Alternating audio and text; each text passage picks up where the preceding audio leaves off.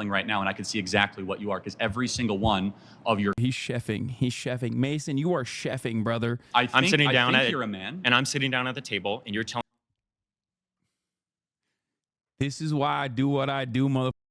This is why I do what I do, mother.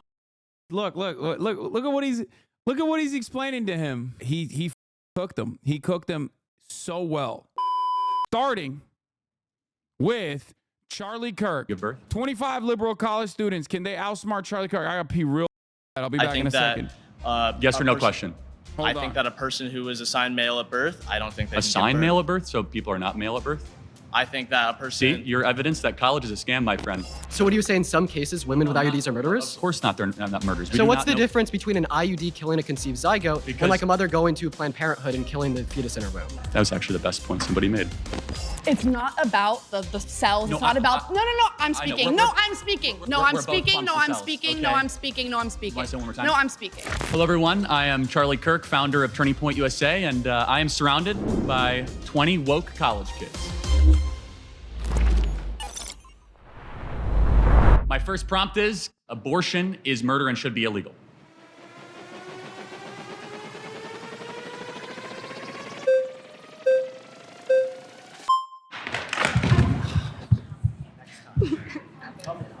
All right. Can I maybe go? Okay, hello, what's your name? Juliana. Nice to meet you. Nice to meet Can you. we get our terms right first? Yeah. Okay, abortion is the forcible ending of the viability of a being in utero, otherwise known as a fetus. Do we agree that's what abortion is? Okay, yeah. Okay, great. And then murder is the intentional taking of life, different than killing or sudden death. So murder would be the intent, with intent, taking another life. Do we agree with that? Okay. Okay, and then we agree that... As I'm missing this video. Okay, let me restart this. Okay, Jubilee. I personally think this should be illegal. Okay, not abortions is murder and should be illegal, but the fact that Jubilee did a change my mind video, but with Charlie Kirk, giving Charlie Kirk a platform like this, but we're still gonna watch it. We're not gonna restart it. We're gonna watch it because I heard that like there's a lot of college students that have just like cooked his ass a bunch. Okay. And I do want to see it. The concept of rushing to the chair is weird. Do it by random choice. Sees intro, sighs and opens comments. That's literally what I did as well. I wanted to see. This is not getting anywhere. It's more like bullying. I could talk faster and louder than you. Like, do they want to hear the other person or do they just want to be heard? My beat friend lives in Texas when she was 11 weeks pregnant. She found out her baby didn't have a heartbeat. Her baby had been gone for weeks, but her body held on to the baby. They called it a miscarriage. The crazy Texas laws made it so that she had to wait to bleed before they interfered, even though her baby was no longer alive. She told me nothing could prepare me from having my body be my baby's coffin. She wanted her child, yet she needed an emergency abortion to keep her from going into sepsis. They finally gave her DNC after she started bleeding. Those laws put her life in danger. Yeah, that is the reality that conservatives have brought about on the American public. And that is the reality that Charlie Kirk refuses to acknowledge and also defends. 20-1, at least one Hasanabi head ratio. Oh, for sure. For sure. That murder in general in society should be illegal. Yeah. Okay, great. So yeah, no, I do want to preface that I'm a Catholic. Okay. So I think one really important thing that the Bible says is to not judge. And just going back to the topic, I think there's a big difference between, cells in utero than a living, breathing, existing being. And while I do believe it's murder, and that's just my personal belief, right? The fuck? I don't believe in telling people what to do with their bodies. That's not up to me, and it's not up to us as well as Christians to judge. Should we prevent murder in society? For sure, yeah. Then it should be illegal. But I think that it's really different, right? Because I can't believe she came in hot with I think abortion is murder, but murder should be allowed. That's a crazy way to start this process, yo. I swear to God. Because, these people aren't. Sorry, nice to meet you. Okay, nice to meet you.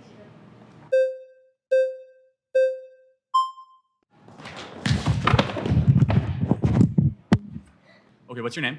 Naima. Nice to meet you. Okay, can I just ask, at how many weeks do you think that a fetus is viable? She looks like she's gonna yell at me for drinking Coke at a Palestine protest. I swear to God. Well, viability and moral worth are two different things. No, but I'm asking you, at how many weeks do Well, you think at a about fetus 20 is viable? weeks, a baby can survive outside of utero. So it's actually 24 to 26 Well, it's weeks? 20. The youngest ever in a NICU unit actually happened in San Diego, not far from here, and survived at 20 weeks. Okay, so under Roe v. Wade, 93% of abortions happened in the first 13 weeks of pregnancy. That's 93% of the abortions happened well before a fetus is technically viable For as sure. a form so of let, life. Let's go into viability. So what is it about, let's say, a 6-week baby that has a heartbeat, its own DNA, fingerprint, brain? It doesn't have viability outside of the womb. Up. And the real counter to this that conservatives will always engage with is basically not this like fake science, but what if medical advancements made it so that viability actually outside of the womb existed in 6 weeks? That's what you're supposed to say in the hypothetical. It's still a stupid ass counter argument, but it doesn't matter. There is no viability outside of the womb in a 6-week fetus style situation. There is no real heartbeat in that situation. Brainwaves that is less moral worth than an 88-year-old right now with dementia in a home down the street. That person requires assistance, requires help. Why is it that a 6-week fetus is not like a person who lived a whole life but now has dementia, dog? What a psychotic argument, to which you can always turn around and counter. You can always turn around and counter with the whole in vitro fertilization conversation. You could just be like, in a fire in a hospital, okay, you got five babies, okay, outside of the womb. 5 babies outside of the womb. They're in a crib, all right? On the other hand, you got 5,000 fertilized eggs sitting in that room. Which one do you save? Do you save 5 babies or do you save the 5,000 fertilized eggs? If you truly believe that it is a life, the utilitarian argument is you have to save the 5,000 fertilized eggs. Now, here's the thing. The reason why this silly counter is actually very successful is it directly hits a conservative in their exact line of argumentation. Okay, conservatives are very dumb. Okay, you don't have to make like a really coherent and clear and not hypocritical argument in this situation. As a matter of fact, using if you want to like actually win the debate, and this is why I always say debates have nothing to do with like actual truth, but instead like who is rhetorically better, you should always appeal to anecdotes, use emotion. That's what they do all the time, and make these kinds of like hypothetical counter arguments. Okay, make these kinds of hypothetical counter arguments that will gum up the works for them, because he doesn't want to look like a weirdo in that situation. Okay, because the broadest watchers of this debate in that counter argument are going to be like, of course you saved the 5 babies. Of course you saved the 5 babies. No, you're not going to save the 5,000 fertilized eggs, obviously, right? That's one thing that you can always hit them with, and they will look like idiots, okay? Would you agree to be surrounded by 25 conservative college students? The only problem for me with doing these like Jubilee style videos, because they've asked me a bunch of times to be on their stuff, is I can't take a whole day off from streaming just so I can do like a Jubilee video. You know what I mean? It's not worth it for me. the 6-week baby is of less moral worth? Well, first of all, it's not a baby, it's a fetus. Well, what does fetus mean? A fetus is in utero. What does fetus mean in Latin? What the f? I'm sorry, is this a language class? It means little human being. Ew! Look at his face! Yo! Her reaction is so perfect. Yo! You look gross, dog! Yo, debates, again, rely on aesthetics, okay? Debates rely on aesthetics heavily. When you look like that, you're losing the debate, okay? You look like a you look like a skinwalker, dude. What? Yo! Fetus. This is such a stupid argument, dude. Oh, the fetus means little human in Latin. Okay. Ugh, his smile is very creepy. Okay. Smiling is creepy. No, your smile specifically. Got it. But Thank you. let's Oh, yes. go back to we're losing track here. No, but is it, what species is the fetus? Oh, he got mad. He got flustered. He got mad and flustered. Oh, so another thing before people say ad hominem, that okay. When you're debating someone, you're not actually debating on the principles. You're not debating on the fundamentals. You're not debating on the truth. Okay. You are trying to make them look silly. That's what it is. Anyone who debates consistently, if they try to tell you that it has nothing to do with that and it has everything to do with the truth and arriving at the truth through the Socratic method or whatever the like, no, it's all bullshit. Okay. It's all aesthetics. It's all about aesthetics. It's all about optics. It's all about trying to get, let's say, the 20% that is in the middle more to your side. Okay? That's it. That's all it is. And one of the best ways that, in my opinion, conservatives or like all the alt-right losers used to do this is by debating on issues that pertain to, let's say, like denying the humanity of black people. If you're like a white teenager and you're an edgelord, you can always make black people look hysterical when you debate them because you have nothing to lose in that argument when you're arguing on the boundaries of whether or not black people are fully human or not, or whether or not trans people are fully human or not, right? The other side is always going to be a little bit more emotional because for them, there's a lot at stake. For them, you're literally saying that they're subhuman. Okay? So conservatives used to do this with regular frequency. They still kind of do this. It is ultimately something you should use against them regularly. Okay? Just piss them off. Just, subtle jabs in a sea of like actual coherent arguments, counter arguments, counterpoints. It works well. Don't let anybody tell you that it doesn't work well. That was good. The fetus is not a species yet. It's technically classified as a parasite until it is viable. So, now, I want to talk to you about something very quickly. I can't like optics wise, I would say that calling the fetus a parasite is not the best argument overall, for sure. But anyway, let's continue. Are you saying a baby is a disease or a tumor? A parasite is not a disease and a tumor. Those are not the same thing. A parasite is defined as something that cannot survive outside of its host. A baby, before it is viable, cannot survive outside of a woman's womb. Got it. So let's extrapolate that. It is not a living organism. Are old people with Alzheimer's? That's why people immediately hit the red flags. They're like, when she did the parasite, she's not wrong. Medically speaking, she's not wrong. The fetus obviously functions as a parasite. It's just optically not the best argument. Sometimes you just got to like stay away from, even if you're correct, right? Sometimes you just have to stay away from using certain language. And depending on who you're talking to, another good argument you can make if someone is like a libertarian, right? And they are firmly committed to like, castle doctrine or whatever. Even if you don't believe in castle doctrine, even if you think it's a idiotic argument, you can also use that in terms of the abortion, debate as well. That's another one that you can use because you're taking their worldview, you're taking their own moral foundation and using it against them. Because when you talk about like abortion, ultimately,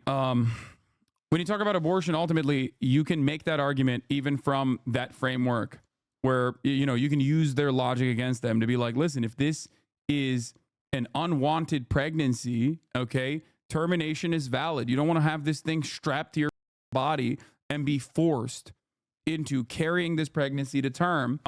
So that's one of the things that is definitely important to recognize. Another one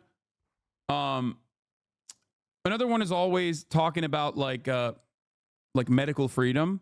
Tim Walz does this very well, as a matter of fact, talking about how like even from the perspective of like denying people, this is something I talk about quite frequently, as you guys know.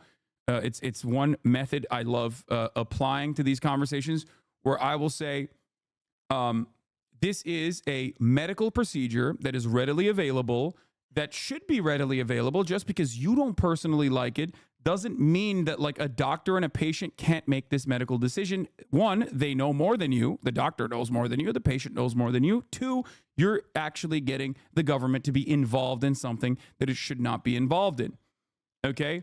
Another great question for people who say abortion is murder and should be illegal is obviously extending their logic into pregnancies born out of incest, pregnancies born out of situations like that, where there's medical complications beyond, right?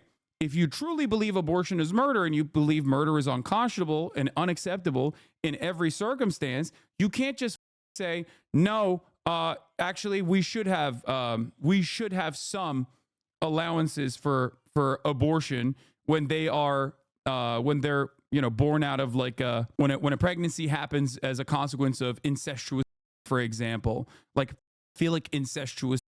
That is something you can literally ask them about, especially because it is the reality. It is the reality in red states where they have absolutely restricted abortion, and doctors have a hard time carrying out these procedures because they are terrified of the legal scrutiny and the prosecutions that might come down their way if they do a medical abortion. Taking the conservative argument to its furthest conclusions could justify forced impregnation. Exactly. So that's something that you can also apply, something that you should always use as well. You literally should be like, listen, if you think abortion is murder and murder across the board is unconscionable and unacceptable, why is it not murder if California is doing it? Your president that you love, Donald Trump, said, it's a states' rights issue right now. Okay, so murder is okay in other states, but in some states, murder is not okay. And even in those states, it depends on if like the murder is happening to a victim that is born out of like a situation. This does not make any sense whatsoever. That's why when you walk Republicans down the abortion is murder conversation, it ultimately scum art made of Charlie Kirk. Oh God, scum art is in the chat. He's unsubscribed so we couldn't post it, even though he's been subscribed for 13 months. I just saw his link. He posted this. God damn, that was fast, dude. Freakish. Anyway, let's continue. Dementia that are being assisted every day, are they parasites? No, they're not parasites. They're human beings who are on the brink of death. Got it. So they're not going to be able to survive. My 4-month-old that requires mom's breast milk and requires daily changes and feedings cannot survive without its own.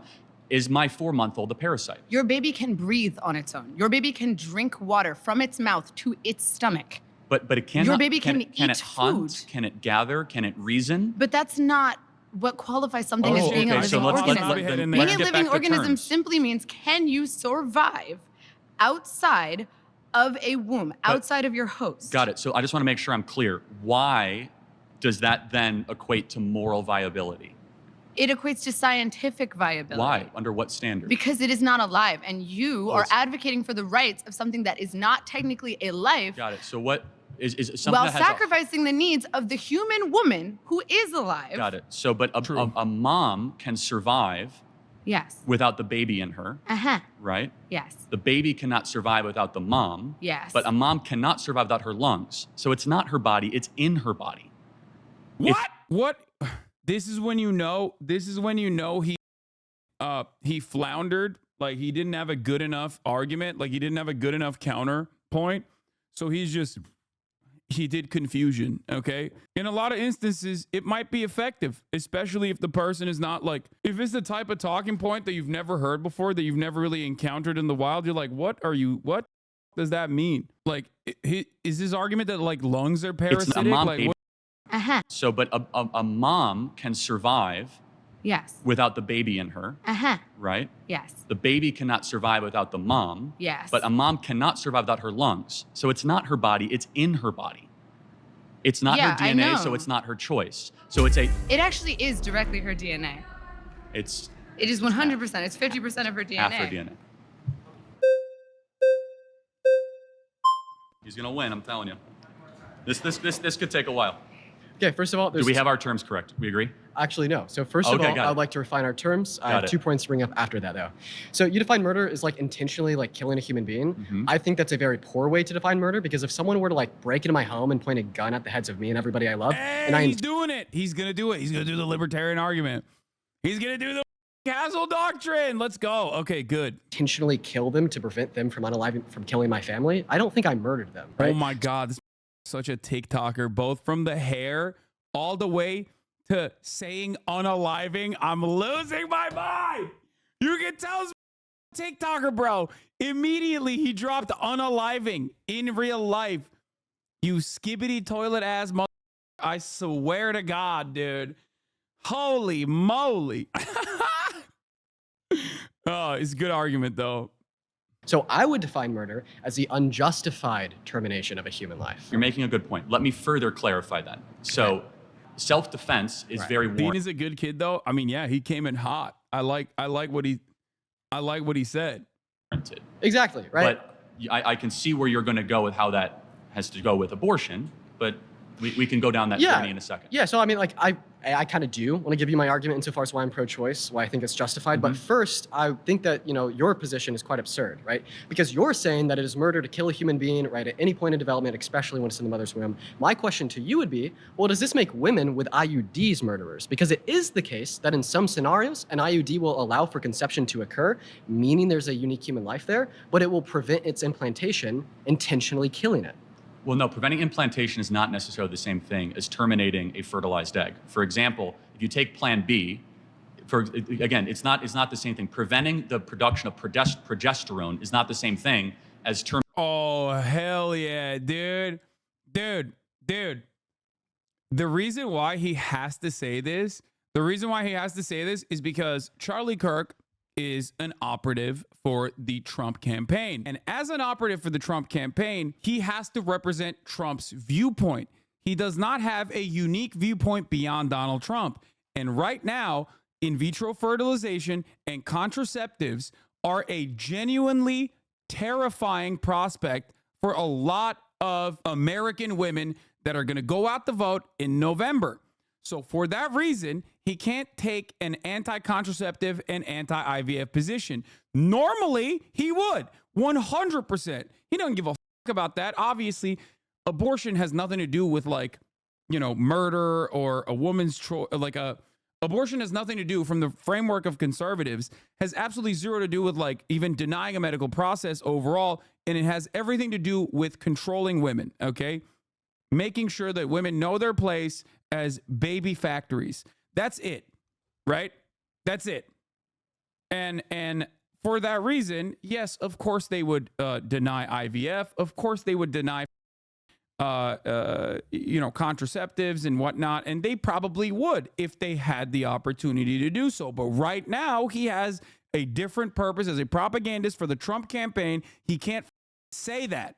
He can't say that. So that's why he has to sit here and be like, well, actually, there's technically differences between an IUD and Plan B and also a medical abortion. Don't speak on you don't know about. What? Dog, I don't know whose community you're a part of. This is the only thing I know. I don't know my ass from my elbow. The only thing I'm good at is knowing what conservative talking points are and understanding politics in the United States of America. That's literally the only thing I do know. I don't know anything else, really. I'm a dumbass. Terminating a being that has been fertilized. You do not know for a fact that the egg has been fertilized. You do not know that when you have an IUD. Okay, yeah, Do you? so preventing fertilization or implantation to the uterine lining is killing a conceived zygote. So what happens? A sperm goes into the egg, right? The egg becomes fertilized. It's a conceived zygote. In some cases, it will prevent the implantation of the conceived zygote, killing the conceived zygote. In some cases, correct. So what do you say in some cases, women with IUDs are murderers? Of course not. They're not murderers. We do not know for a case. That's the He can't say it. He does believe it. Yo, this is awesome. Yo, this dude is great. He can't say it because right now, again, if it was any other circumstance, if the Trump campaign, for example, was anti-IVF, okay? If the Trump campaign was anti-contraceptives, okay? If there wasn't this massive conversation surrounding what more medical restrictions will come for women from the Republican Party if they win the presidency, if that wasn't like the main point of contention, Charlie would be calling them murderers across the board. Okay, straight up, he would be. That's like saying that. So everyone what's that the takes- difference between an IUD killing a conceived zygote Because- and like a mother going to Planned Parenthood and killing the fetus in her womb? Well, so you're asking two separate things. If they knew for certain, to be more clear, that I have a fertilized egg and I'm going to take a drug to prevent that fertilized egg from attaching to their uterine wall, then yes, that is an act of killing or murder, of course. Okay, so But- do you but think you all do- murderers should go to jail?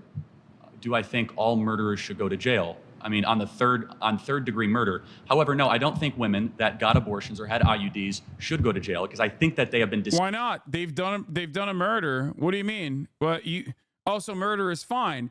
Again, this is yet another circumstance where he has to say he can't he can't punish women for getting abortions because it is politically not viable for him to do so. Years ago, when Donald Trump was running for president, he had an oopsie. Okay, I still remember. I think he was on Chris Hardball Matthews' show, where Donald Trump in, I believe, 2016 had an oopsie moment where he said, yes, I should punish women. Abortion and restrictions of abortion, of course, punish women. The entire purpose of restricting this medical process is to punish women. Okay, that's important to understand. I made a video about that at the time when Donald Trump said there has to be some form of punishment for women. I made a video at the time at the Young Turks breaking down exactly what he had said and why what he said was actually very Trumpian for the moment, where he just basically told the quiet part out loud without realizing what that sounded like. There was a reason why, even though obviously restricting this medical process to women is an immediate punishment to women, but Republicans never say that. They say punish the doctors, because women are still, in the minds of many Americans, many women who also vote for the Republican parties, the victim in this process. So you can't just like genuinely say that you want to punish women. That's why Charlie Kirk is trying to run away from the truth here, which I suspect this the debate TikToker is going to clamp on, which he should. Deceived by mass culture and mass propaganda. Secondly, the people who should go to jail are the abortionists, who are the ones that. Like, do you think the Charlie Manson murderers, like the people that were under Charlie Manson, should not go to prison then? Because even though they enacted gruesome murders, Charlie Manson was the one who duped them. Should they not get any criminal punishments? If you think that abortion is murder and women who get the abortion pill are actually actively doing a murder, but they've been duped by the media, then don't you think that like those women themselves, even in the act, should not be punished to a certain degree? You do. Of course, you want them to be punished. Oh. Have been putting the abortion pill, the ones that have been Is murder legal if you got tricked? Like, how does that work?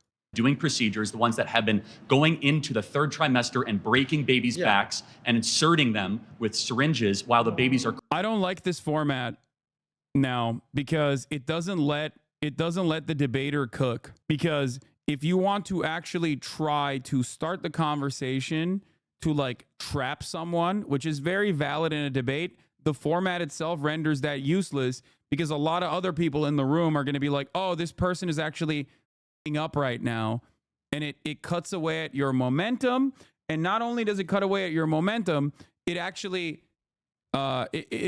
ends up like making you look worse, because you're not like, you can't even finish the point that you're trying to, you can't even finish walking him into the trap that you set up for him. Crying and suffocating, being born alive, and then especially when 10 people raise the flags, you're gonna get an 11th person inevitably. being dead on the operating table. That is who should go to jail. Oh, That was actually the best point somebody made. we'll have to talk I know. about it.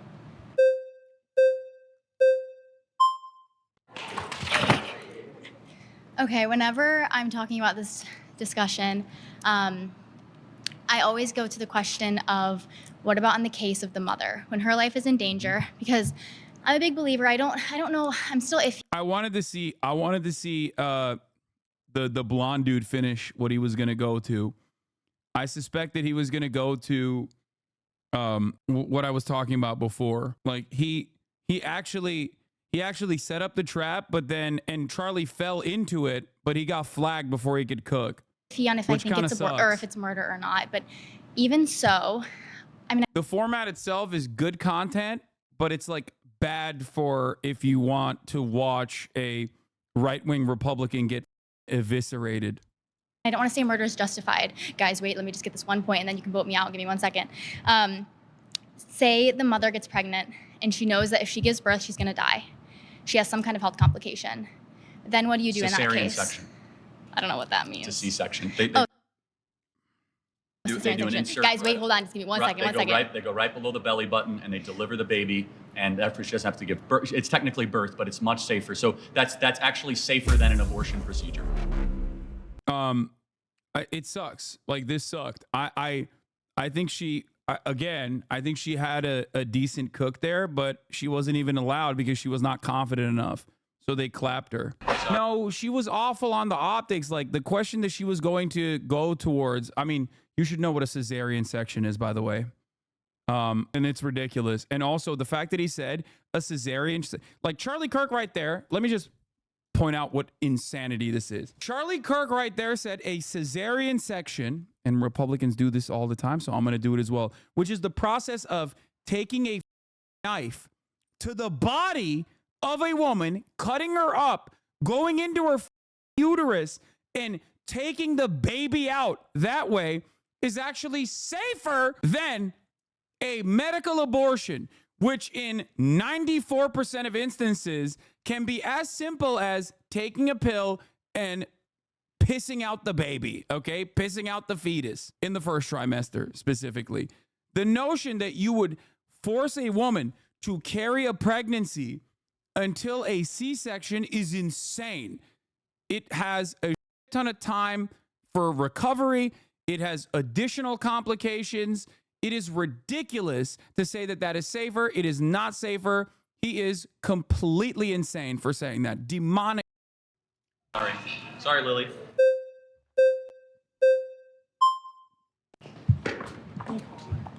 Hello, how are you? Hi, What's your name? Deedon. Nice to meet you.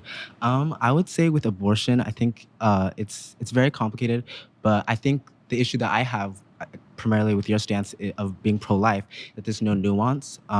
There's women who are being forced to travel hundreds of miles to access abortion care, even in cases of in certain states that they're not giving any sort of allowance for that. And I think, you know, a lot of people who are pro-life, they say that they're pro-life, but I feel like they're really pro-birth because in, you know, with firearms, the United States has some of the high. Is true. I mean, yes, people who claim to be pro-life are actually pro forcing women to carry pregnancies to term.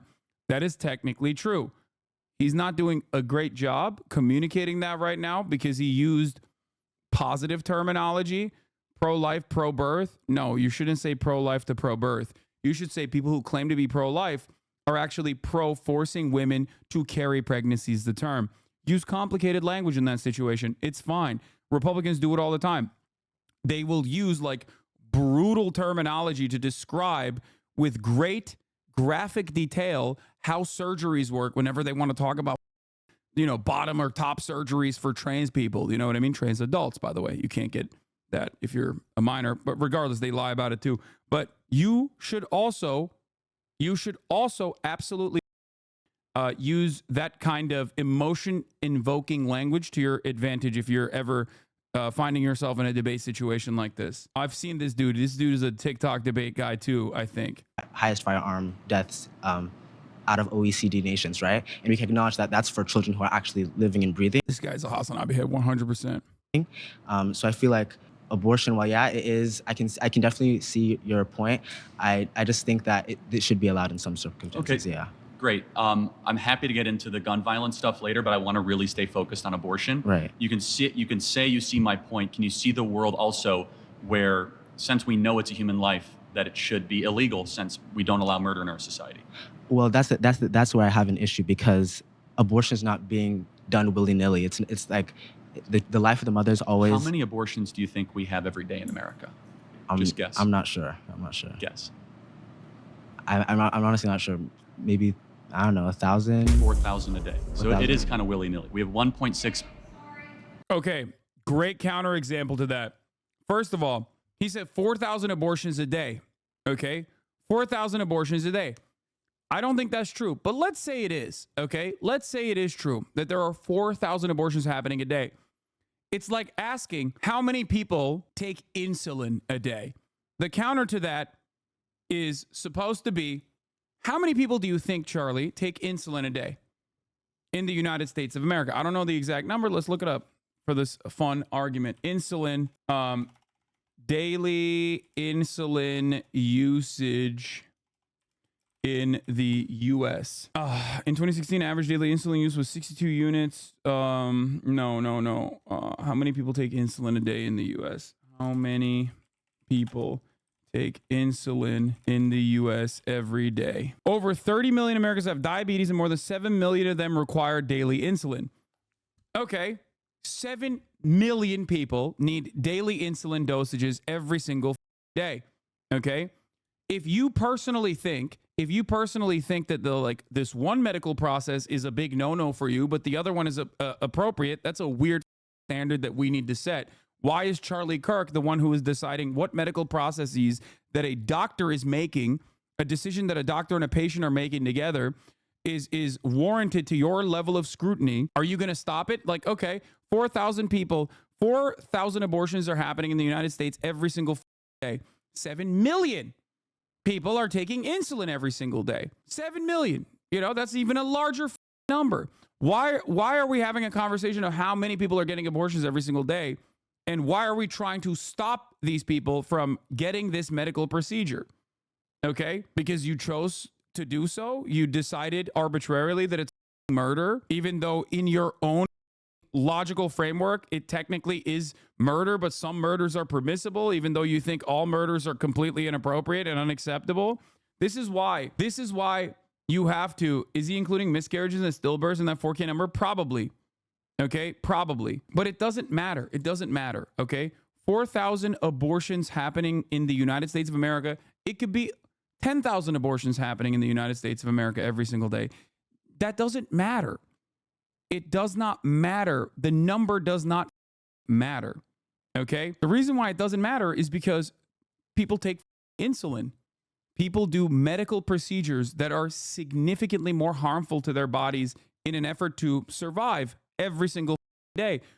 Why are we letting psychopathic right-wingers decide what kind of medical procedures are appropriate and what kind of medical procedures are inappropriate? That is a ridiculous, arbitrary distinction that we've completely gave to the right-wingers on this issue. We're just like, oh, okay. He's not distinguishing between medical and surgical procedures. You keep saying medical abortions when I think you mean surgical. What? No. I mean, a medical abortion is just an abortion. Like, it's a medical miscarriage, sorry, is what I should be saying. A medical miscarriage is medicine-induced miscarriages, which is technically what an abortion is. Either miscarriages happen naturally, or you get a medicine-induced miscarriage, which is what would be. Abortion isn't necessarily the same as insulin. Really? Brother, insulin is necessary while abortion isn't? What it's not? Why are we having a conversation about all these people with like ectopic pregnancies and whatnot? It absolutely is a necessity. It is absolutely a medical necessity in a ton of incidents. In a ton of instances, it is definitely a medical necessity. Why are we even having a conversation about Texas? Why are we even having a conversation about Ohio and all these red states where women cannot get a medical miscarriage or an abortion and are dying or bleeding out until they can actually go to the doctor where they can be like, all right, now we can let you have this abortion? Wait, how is insulin harmful though? I don't get it. It's not. Neither is a abortion pill. Okay, every medicine has like obvious side effects, but that's not what I'm talking about here. That is ridiculous. Of course abortions are necessary. The idea that this is, by the way, typical. I hate to be like Radlib on this. But this is, typical male brain right here. How many of the 4,000 abortions are medically necessary as insulin? 4,000.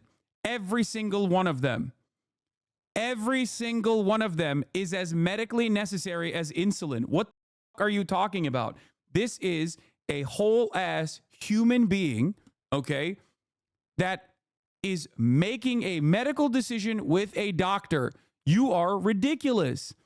You are the one who's saying they're not necessary. You've decided they consented, the medical professional consented, but you're not consenting. It's going to be really hard for you to understand this, okay? Really hard, because you have this idea in your mind that people just get impregnated for funsies and then get fun abortions. They get fun abortions, okay?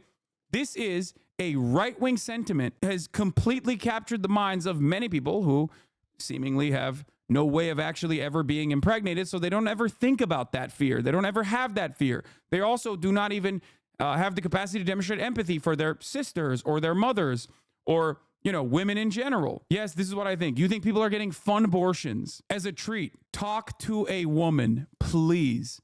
Okay? Why do you think this is such a massive issue for the Republican Party in the upcoming election? The idea that like an abortion is just like a fun process that people are just doing and not a simple medical procedure, especially in the first trimester, but like beyond that, just a simple medical procedure, a medical decision made by a doctor and a patient is ridiculous.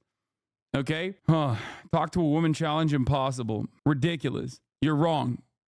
And that is a dumb way to think, chatter. It says dumb is thinking that there is no 3-minute ad break at the top of the hour when there obviously is one. Abortion is way safer than pregnancy or birth. Yes. Here's a 3-minute ad break now, by the way. If you want to abort the top of the hour ad break, all you need to do is subscribe for $6 or for free with a Twitch Prime. I think you need to describe the process. There's paperwork, first, second, and third visit that includes screening, disclosures, explanation of the process, pros and cons, and follow-up after the procedure. There's no abortion vending machine that people can just walk up to.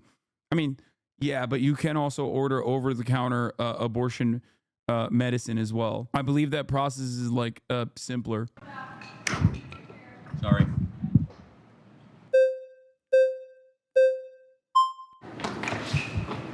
Yeah, see, this is why I said in medicine, we literally document a miscarriage as an abortion, which is factored into the numbers. Women can't even grieve their loss legally in certain states. Yeah. Hello. Hi. I just want to clarify, the thing that you're aiming for is less abortion, right? That would be what you would want, or at least no abortion. Eventually. It's also... Yeah, she's going to talk about sex education and not abstinence-only sex ed, like real sex ed for students, because Republicans also stopped that dead in its tracks too, okay? If you actually truly want to stop abortions from happening, okay? The real goal, or if you want to lower the number of abortions from happening for one reason or the other, okay? Maybe you think it's too much revenue being spent on this medical process. Like it could be something like that, right? For any reason whatsoever. The real way to do that is to offer sex education at school, okay? Early on. This is something that Republicans don't want to do, okay? You need to make contraceptives readily available, and you need to also teach people sex ed at an early age. Republicans don't want either of those things either, because when there is more sex ed, there are less teenage pregnancies. And I do not mean abstinence-only sex education, because that's another silly way that the Republicans have actually found an out here. Kaya, place, baby.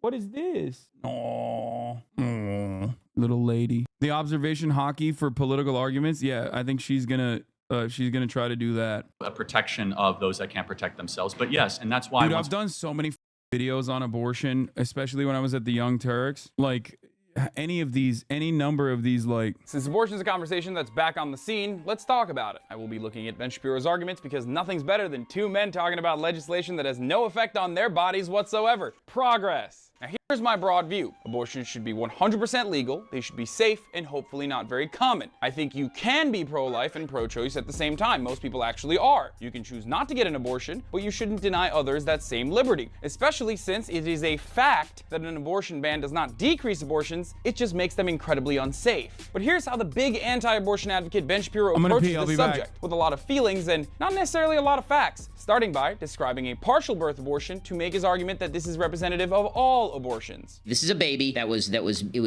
a picture of a baby that was aborted by Kermit Gosnell. Now, this is a partial birth abortion where the fetus has viability outside the body. It is illegal, hence the person who committed this crime was found guilty and is now in prison. But since we're talking facts, 92% of legal US abortions take place in the first 13 weeks inside the first trimester, okay? It's usually an incredibly difficult decision, followed by a very simple process that involves taking a hormone pill. In some instances, there's also a surgical procedure, but it is not a baby being killed. So this photo is not representative of anything remotely like what takes place the vast majority of time, which, by the way, is exactly what people want to make illegal. As a matter of fact, it's shameful that someone who claims to care so much about facts would try to sway others with such a transparently emotional appeal and basically lie to his followers. But back to you, Ben. Describe us the horrific details of the incredibly rare and illegal procedure of partial birth abortions. It involves the snipping off of the crushing of the skull, the sucking out of the brains. It involves, and these are fully formed children. Oh, okay, wait a minute. So now you're past the point of talking about viability outside the womb. You're past the point of even calling them babies. You're just claiming that these are fully formed children, Ben. Yeah?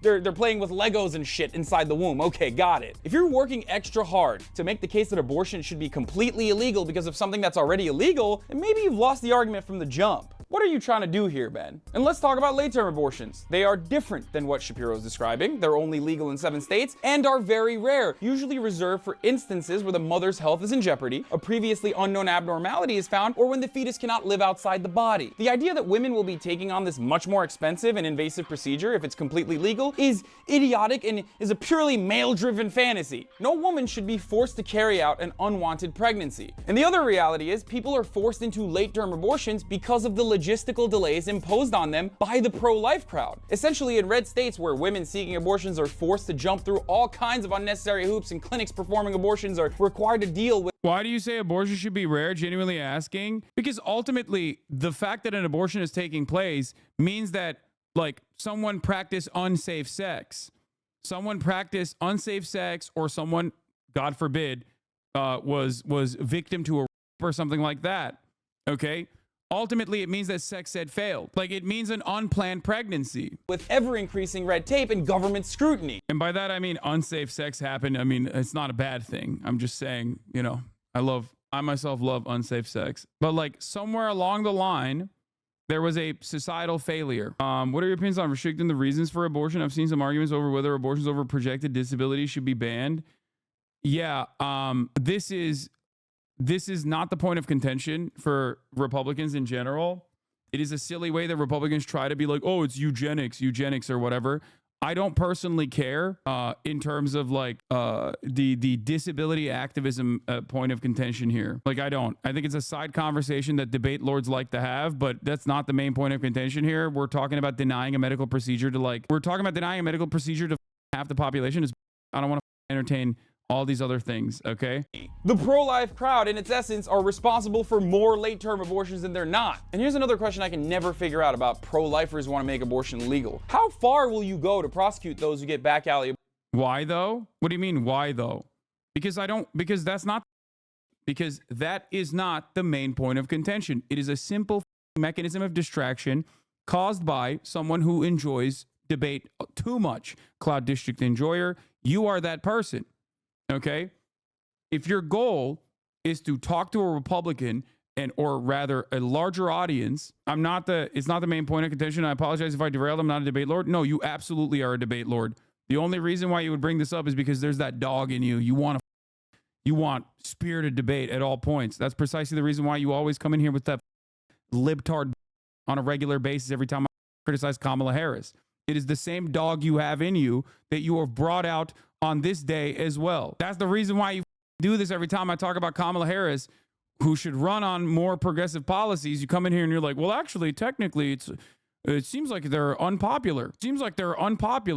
You have this conversation because you like having debates. Abortions, will you arrest the poor women who cannot afford to keep the baby or won't even survive a pregnancy? If you're pro-life, then why don't you care about the life of the woman carrying the baby? It's proven 1,000,000 times over that making abortions illegal does little to reduce abortions. It only makes them deadlier, with over 68,000 female deaths per year and over 5 million women permanently disabled annually because of back alley abortions. So why go back to the Stone Age when this is completely preventable? And if you believe that all abortion is murder, then where does life begin? Does life begin at conception? So what are the legal boundaries you'd enforce for that? No more coming? You have to pull out every time, or we're gonna arrest you? Sorry, libtards.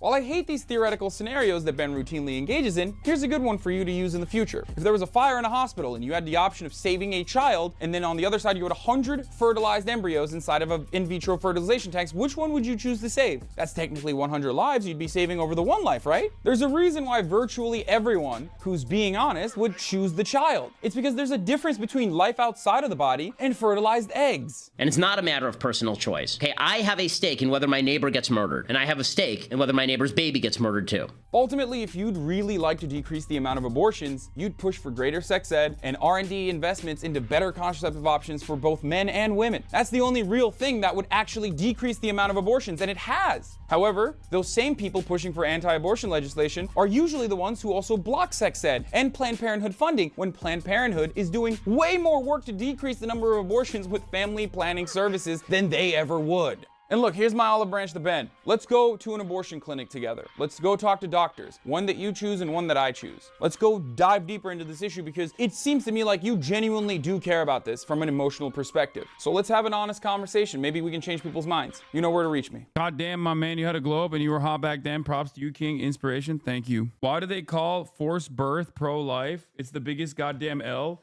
Dog, Republicans focus group this shit, focus test this shit like crazy, okay? That's why you don't call the estate tax an estate tax no more. People call it the death tax. Why? Because Republicans are constantly round the clock focus testing certain kinds of messages to see what is more appealing to a broader market, because they are wholeheartedly aware that their policies are objectively unpopular. So they're constantly working on how to sell this shit. Okay. Yeah. I also don't even say abortion should be rare any longer. You're right about that. That's not even a thing. That's not even a thing I use anymore. Guys, come on. That's a video from 2018. Okay. When I say I'm super consistent on my talking points, this is I'm always using the same exact talking points. You know, sometimes you improve your narrative. Sometimes you improve your rhetoric. Rare Hassan L. If you think that that is an L overall, you're not understanding the point overall. Yeah. It's originally Hillary Clinton that said abortion should be rare. I recognize that it's not. I want to clarify that I haven't argued with you over Harris, and that's probably someone else you're thinking of. Maybe there's another username. There's another chatter in here with a cloud name, has a green name as well, and I'm mixing you up. That could be a reality. 18 ounces of chicken today. Hillary Clinton said it, and I think Bill Clinton said that back in the day as well. Oh God. Oh God. Let's continue. After the reversal of Roe versus Wade, we saw abortions go down dramatically in Texas, Alabama, Mississippi. We saw thousands of babies that are now alive and well that are able to have amazing lives thanks to the reversal of Roe versus Wade. I don't think a lot of that is true. Well, it is, but it's not true, because when you make abortion illegal, it doesn't actually decrease the amount of abortions that happen. That's a nice talking point. In Texas, the numbers show differently. The birth rate has gone up. Yeah, legal goes down, but illegal abortions still happen. Abortions still happen outside of whatever data you're showing. That's not true, but let's just say. It is true. Kaiser Family Foundation has extensive documentation on this process, because the reality of the matter is, given that the fetus, whether Charlie likes to admit it or not, still relies on the carrier to survive, you end up with a situation where people just get back alley abortions, or rather abort the fetus themselves, okay, through illegal means. And by illegal, I mean, like, it's not always prosecutable, because how can you tell? This is another aspect of the conversation that is also very frustrating for someone like myself, and that is, how do you prosecute? What do you intend to do in your prosecution? How can you figure out if a person is actually forced a abortion versus they've just had a regular miscarriage? Are you going to start prosecuting people you suspect of being pregnant, women you suspect of being pregnant, when you see them drinking wine at a restaurant? How much wine have they had? Are you going to start prosecuting them if you see them doing something like, I don't know, shoveling snow, but they're pregnant? Well, that's actually a physical task that you should not be engaging in, ma'am. Sorry, we're going to have to bring you in. I have another video on the subject matter where I talk about prosecuting miscarriages, which, by the way, happens in this country already. It's not the Salem witch trials. It happens all the time. So So, well, if you 40? if you want to, well, first of all, if you count the abortion pill, you're right, but that's a separate thing than a chemical abortion. Oh, so she is right. And you're just doing the classic thing that conservatives love doing, which is try to massage the data to suit your argument. Got it. Okay, And nice. surgical abortion are different things. And I'm not debating. I'm not debating you. I'm debating her. So if you want to do the flags and come back in, try and be faster next time. So let me ask you this. So the question is, we should try to limit unjust suffering of human beings, right? Sure. Okay, that's my position, is that there's unjust suffering of anywhere between 1.4 to 1.6 million abortions a year of human beings that are being massacred in the womb. And so that's not a women's rights issue, that's not a men's rights issue, that's just a human rights issue. Okay, the best way to decrease abortions happening is proper sex education. Limiting abortion and making abortion illegal does not actually decrease the amount of abortions that happen. So what is your evidence of that? What is my evidence of that? Because we have increased sex education last. The Kaiser Family Foundation literally has a study that proves abortions don't decrease when you ban it. They just become less safe. That's number one. Something that he also recognized. And there are numerous studies conducted on sex education, decreasing the number of teenage pregnancies and the number of unwanted pregnancies in general. Last 30 years, we've had. Our sex education is so bad in America. Well, by bad, what do you mean by that? We have more access to birth control for young kids. We have more kids that are learning to use birth control at a younger age. We have more of that in our public school system, and we've seen all the trends actually go in a negative direction. So, in fact, we see that the more sex education there is, the more disturbing those trends are. So you say that. Let me ask just one more thing. You say that if we. He's not lying here. He's just doing conservative framing. You need to look at state by state because every state has different rules for sex education. But even then, what he's lying about here, abstinence only sex education. That's why I brought that up specifically. Conservatives are so gross that they will literally be like, oh, well, there's sex education in this state, and yet it seems like teenage pregnancy still went up. Yeah, because the sex education in Alabama is like abstinence only sex education. The sex education in Mississippi is abstinence-only sex education. You piece of. That's not sex education. That is the distinction here. But conservatives will, one, argue for abstinence-only sex education, and then will turn around and go, see, sex education doesn't work. Monstrous piece of overall. Make abortion illegal, people will still do it. Should we then just make gang violence legal because... No, I'm people saying still if you do it? actually wanted to decrease the amount of abortions that happen, you wouldn't be advocating for to make abortion illegal. You'd be advocating for all of these Does other that logic things. apply to stealing, looting, kidnapping, arson, and murder?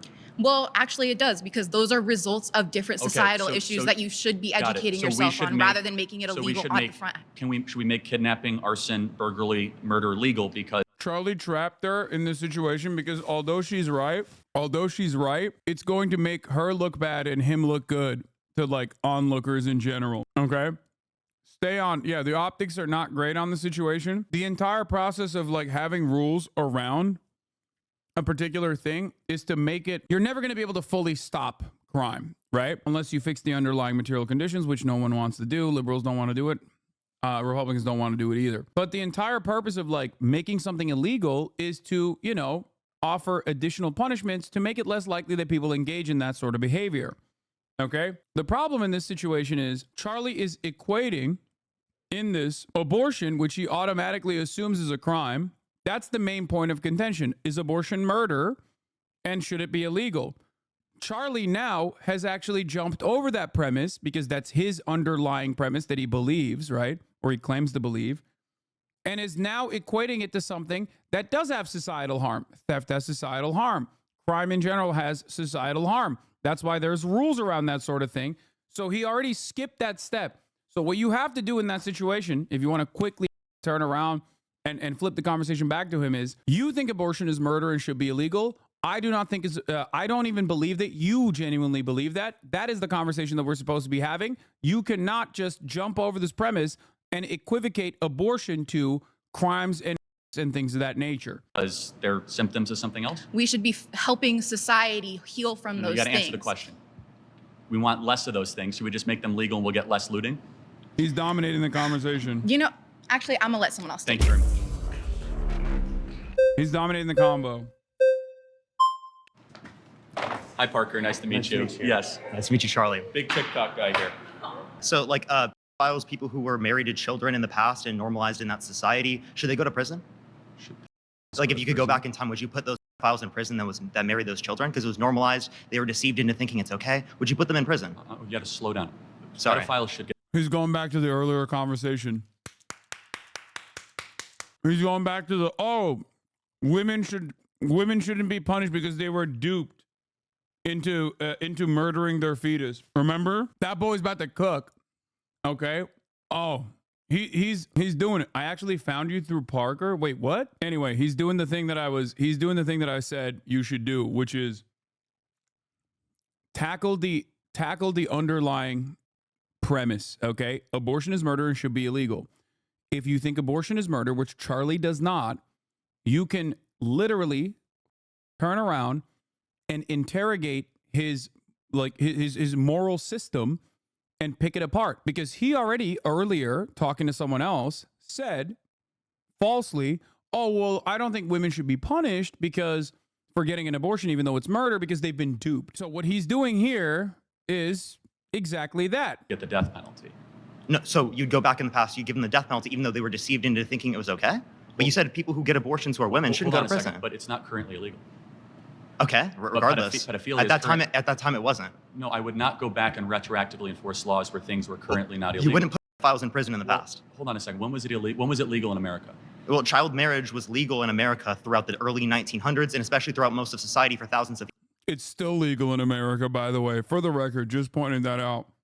In a lot of red states where Republicans who routinely falsely claim that like trans people are pedophiles will then turn around and defend child brides, child marriages in general. Years, especially in the Old Testament and in the Bible, right? Well, hold on a second. So where is the Levitical law that allows you to marry a child? Oh, yeah. Can you name the verse? Well, I can't name the verse, but the particular conditions that are listed in the Bible are that you have to be physical maturity and emotional maturity, which is extremely vague and throughout society has been seen to be met at puberty. There is not a verse, but let's kind of go back. Okay, so when is the age of consent abortion. under your view? Let's go back to, generally agreed upon, it's 18 years old. Notice that he's on the back foot now, Charlie, I mean, because this dude is literally dominating the conversation. Great job. The other girl before was being too kind to him. You should never be kind to these animals, okay? You should never be kind to them, especially when you're debating them, okay? Maybe outside of the field of debate, whatever, he shows up on your live stream to be like, you should give me money because you react to so many of my videos or whatever. You'll be like, you can laugh to their face. When you're in the field of debate, if you want to take on this task, you should not be kind to them. But let me ask you. Because you don't go based on what's generally agreed. You go based on the Bible. I say 18 years old. But let me ask you a question. Where's that in the Bible? When does life begin? Conception. Conception, great. So good. So should we protect all life at conception? I care about sentient life, not cellular life. So when do brainwaves start? Do you think brain dead people should be able to pull the plug on, like a family should be able to pull the plug on an individual in the family that's brain dead? You got to answer the question. When do brainwaves start? You can see brainwaves around 6 to 8 weeks, which in brain dead individual there are brainwaves as well. So the brainwaves necessary to produce a subjective experience are met until around 18 through 26 weeks in the womb. Can you see it from my perspective that at 6 to 8 weeks those brainwaves will actually increase, not decrease, if allowed the process of development to continue? Did you know those same EEG scans exist in brain dead people that you don't think are sentient? No, but the difference with the brain dead people is that the likelihood of those brainwaves actually increasing is very low at 6 to 8 weeks, when by 15 weeks they can hear the mom's voice. It's impossible. It's irreversible sensation. That's what brain death is. I didn't know that. But no, it's not coma. But you're doing a red herring. Go back to No, it's not. What's a red herring? A red herring is where you avoid the topic and you say something that is adjacent or symmetrical to what I'm saying, but not actually I'm saying. You mean a reductio ad absurdum? That's not a red herring. A 6 to 8 week baby, if they're allowed to continue to develop, what ends up happening? At a certain point, it will become a sentient being in the future. The same way that if I keep engaging in sex with my girlfriend, there'll be a baby in the future. Yet I don't care about the unless sperm. you're infertile, which we don't know. But let's see the process of development, right? Why? Do you want to answer my question yet? Charlie tried to do that. Charlie tried to jab at him and say, unless you're infertile. Again, right-wingers love doing that shit and then crying about how you're doing ad hominems, okay? Charlie tried to hit him with a weak sperm. Dog, looking the way you do, you probably shouldn't be talking about anybody's sperm being weak, okay? Yeah, this is the dolphin fetus guy. Why do you have the ability or the right? Should those child P3Os go to prison? The process of should the pedophiles go to prison? From 1904. How many pedophiles are alive behind. from 1904. They're not alive, right? I meant like if you can go back in the past, Okay, that's just- hypothetically speaking, and you could put them in prison. Would you put them in Well, prison? I would have killed them myself if I was alive back Okay, then. so But, then like, so then you don't apply but- it based upon what people are deceived to believe. but You apply it yes, based I upon do. what you consider to be moral. It's a So the separate women who had issue. abortions, you think they should go to prison. No, so why should no, women I- who get abortions go to I've prison, never- I've but never someone said like that. my mom who This told is me that not- Santa Claus exists this is shouldn't go to not prison going to because be they're a both sins? constructive debate if you keep on talking over me. Well, I right? was finishing my statement. You were talking over me, but but go for it. Let me ask you a very simple question. Do you think it would be a good thing if we had less abortions in America? It depends on the context. Like, are the abortions prior to sentience? People who are red flagging this dude right now are just doing simply because they want to talk. No disrespect to the Hasanabi heads that involved themselves in this process, but the only reason why you're flagging him is because you want to chirp. Okay? He's obviously doing a good job. Put the goddamn flag down, dude. Holy, this is annoying as. Yes, Because I all think abortions. No, it would not be necessarily are you better against unless it is late-term the case of the abortion? people didn't want the abortions and it would be negatively impactful to their health medically speaking. Are you against 'Cause I think late-term abortion? After sentience, yes. Okay, so you believe in an 8-week abortion ban? Yeah. No, I don't. Sorry, I believe in an abortion ban after 18 through 26 weeks. Okay, that's Sorry, a my more bad. reasonable position. I have to give you credit for that. It's Why- similar to Trump's 15 weeks. Wrong. I don't agree with him on this. Okay? The real argument here is to follow the medicine, okay? Follow what scientists have decided, which is no restrictions on abortions until in the first trimester, and then obvious exceptions, but never to like fully say outright ban of abortions even in the third trimester. The reason why you're not supposed to say that is because you're technically conceding to the idiotic notion that Republicans have cultivated that people are having abortions for fun. Third trimester abortions are endlessly complicated, and they comprise, I believe, 1% of the entire abortions that take place over the course of the entire year. And they are almost, there are no legal exceptions to this. There's not a single state where you can just get it for fun. Okay? It requires a ton of prior medical conversations that you're having with your doctor. Not only that, but also most of the people that get those abortions, the overwhelming majority, every single one of them technically, but the overwhelming majority are actually getting those abortions specifically. No, the no restriction states they still have exemptions, okay? You're wrong. When people say no restrictions, they just mean you can get it up to literally the 9th month. But there is no state in the United States of America where you can carry a pregnancy to the 3rd trimester and get a abortion without any sort of conversations back and forth with a doctor. Okay, you're misunderstanding Parker on this point. No, he said he a couple things he conceded on. I think is I don't think I misunderstood him. Maybe he has a different point of view and it didn't come across here. But I've just read it. Yes, the 6 states that have no restrictions, you still have to show bodily harm. Okay? You still have to show bodily harm. As in, like, the psychological impact of carrying a pregnancy to term. And in most of these circumstances, in the overwhelming majority of those circumstances, it's direct bodily harm beyond even a psychologically traumatic operation. It is a medical necessity. Okay? Because think about it this way. Conservatives act like abortion is something that people are just having for fun, right? Conservatives are conservatives claim that like women get impregnated, carry a pregnancy to term, and then end up terminating the pregnancy just for fun, right? If you're doing it for fun, why the carry a goddamn fetus and let it sit inside of you for 6 months, 7 months, 8 months to just max out on the fun? Like, what kind of delusional nonsense is this? No, the only reason why in all of those 6 states where there are technically no restrictions, there are still restrictions. The only way you can get a medical abortion in the 3rd trimester in those 6 states that you're talking about, you still need to demonstrate harm to the carrier. Okay? That's it. You cannot just like walk in and be like, hey, chop me up, sir. Especially after the fetus has viability outside of the carrier's body. Okay? Let me state that I'm not against third term, but I read that 6 states have no restrictions. Yes, it's a lie that Republicans tell.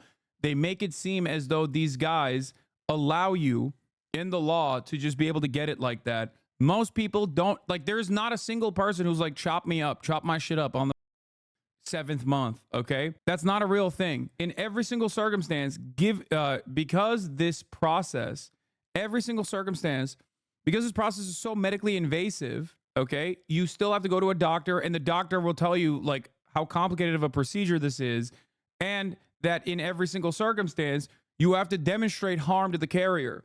You have to tell a doctor personally how you will be harmed by this, okay?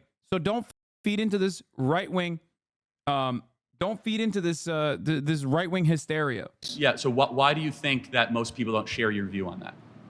Well, people just don't really know what sentience is. There's not a lot of conversation about abortion, and these conversations are very difficult. Like they're conceptually hard to go through, and I understand why a lot of people don't understand for sure. their positions on it. So but I think people you have. are where most you're cutting me off. Americans I thought we weren't cutting people off. I was actually complimenting you.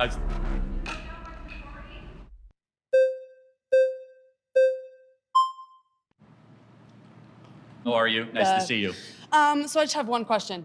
There's like in any case, you don't think there's any case where abortion should be legal? There's a very, very rare couple cases. Okay, so you do where- think hold that on a one couple second. cases Hold it on. is legal? If cesarean section is not going to save the mother's life, and the mother's life is actually at risk, which is debated amongst growing numbers of OBGYNs, Okay. that is the only case where abortion should be.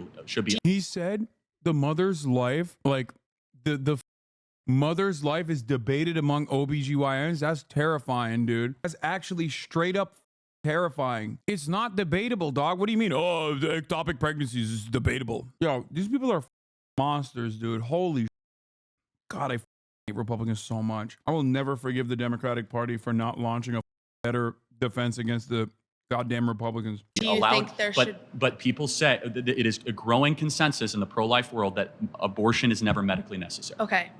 So if you had a daughter and she was 10 and she got raped, and she was Well, going to give I- birth I and do she have would a no daughter. wait oh and she was going to give birth and she was going to live, would you want her to go through that and carry her Well, that's rapist awfully, baby? that's awfully graphic. To It's answer no, but it's a real life Okay, scenario well, that happens calm to down. many The people. answer is yes, the baby would be delivered.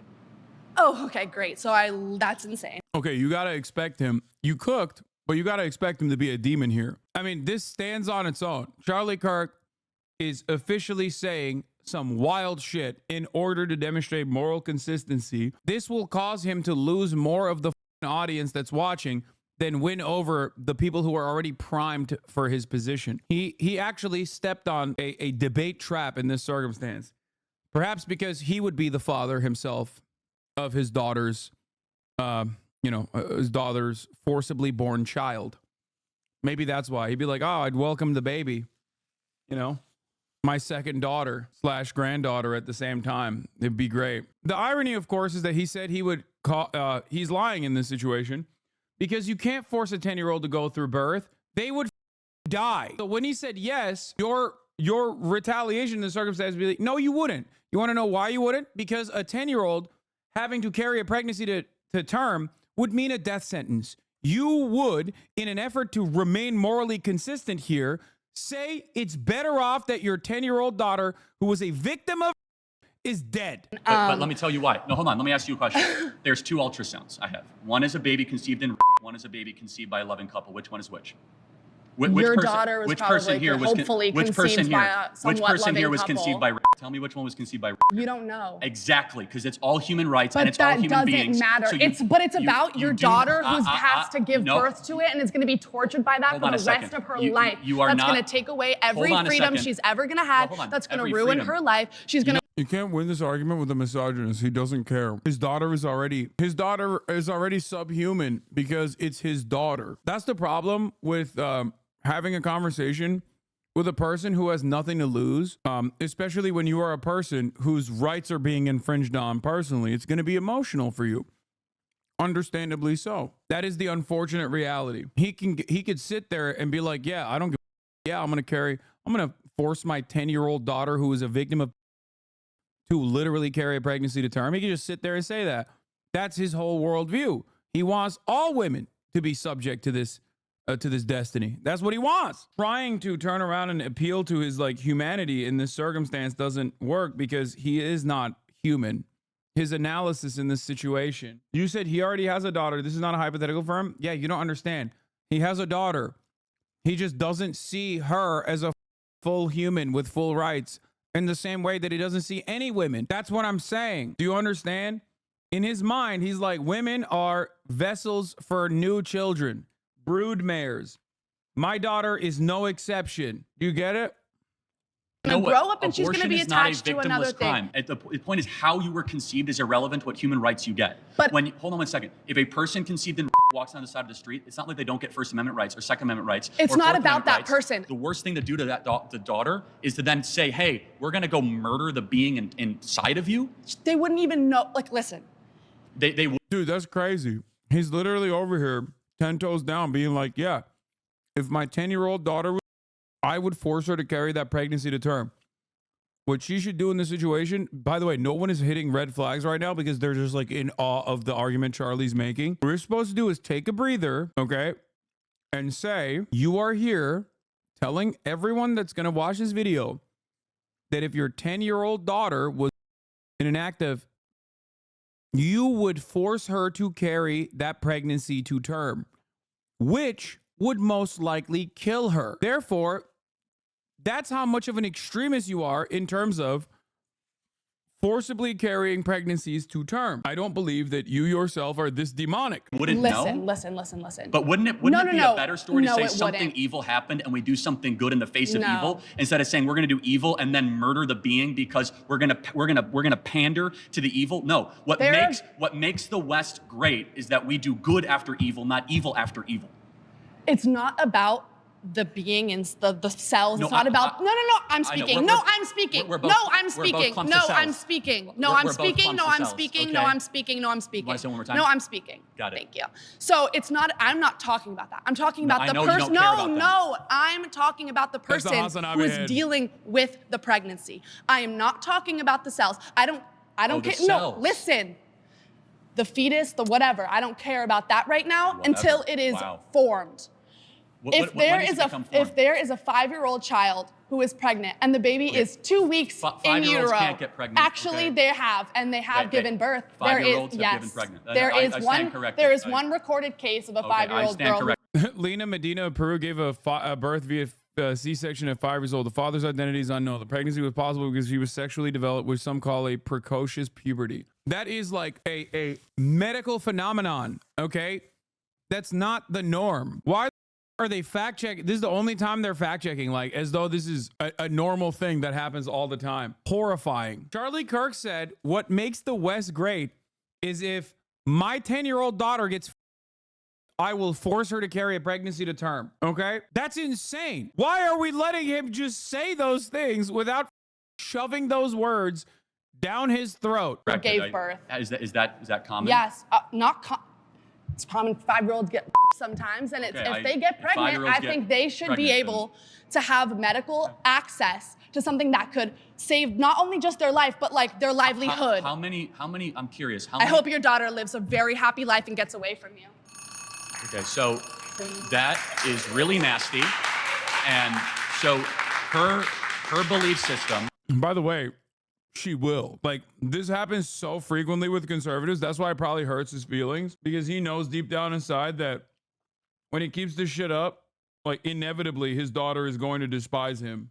Just so we're clear, is that the time's up. Yeah, no, I got it. It's fine. I mean, it's insanely nasty, and we'll talk again. My next. Oh, it's insanely nasty. Dude, I personally think it's insanely nasty to say the West is great because we force 10-year-olds who are victims of to carry pregnancies to term. I think that's significantly nastier than anything that woman could have said to you. I think at that point, it's no holds barred. You can say whatever the fuck you want to a person that says that, okay? That's it. Maybe I'm crazy, but when those words come out of your mouth, you are a freak. Next claim is that college is a scam. Oh, God. Hello. Hello. What's your name? I'm Maddox. How are you doing? Nice to meet you. Good. So college is a scam. Well, let's define our terms. College being traditional four-year college. Of course. University, not community college or technical college. Of course. A scam, if we can agree on a definition, is where a majority of people who will go through the institution or business, they're not getting their money's worth, their time's worth, and they're being deceived when they sign up. So do we agree on those terms? Yeah, perfect. Okay. Well, what would further definitions, what do you think is the purpose of going to college? The purpose of college should be a traditional liberal arts education, the pursuit of what is good, true, and beautiful. Okay. That's not what it is. It should be the betterment of yourself and your soul, nurturing your character and becoming a better citizen, understanding the deeper things in life. I mean, it usually does. That's why Republicans are against it. Like, literally. The biggest reason why Republicans don't want college education and are regularly anti-college education is straight up because it churns out more Democratic Party voters. That's it. Statistically speaking, you have a higher likelihood of being a Democratic Party voter than a Republican one if you get a college education. There's a multitude of different reasons for this. One, in my opinion, one of the most significant, it's not because like a college education instills like critical thinking skills in you or anything like that. It literally is, for the most part, putting you in a very diverse environment. Sometimes that's all it takes. That's it. That straight up is.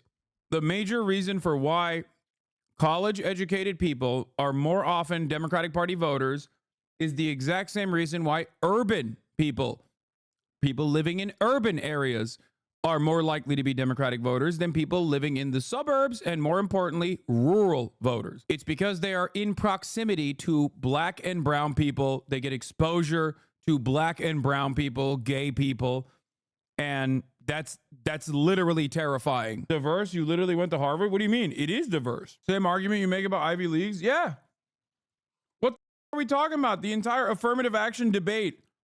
While it was happening, colleges were like, no, we like this. We like having, we enjoy having a diverse learning environment because society is diverse. Also, I went to Rutgers, dog. What do you mean Harvard? Which is the Harvard of New Jersey. No, that's not Princeton. You should just ask him, did you go to college? If he says yes, he would answer, well, then I agree with you. Wait, what? No, he didn't.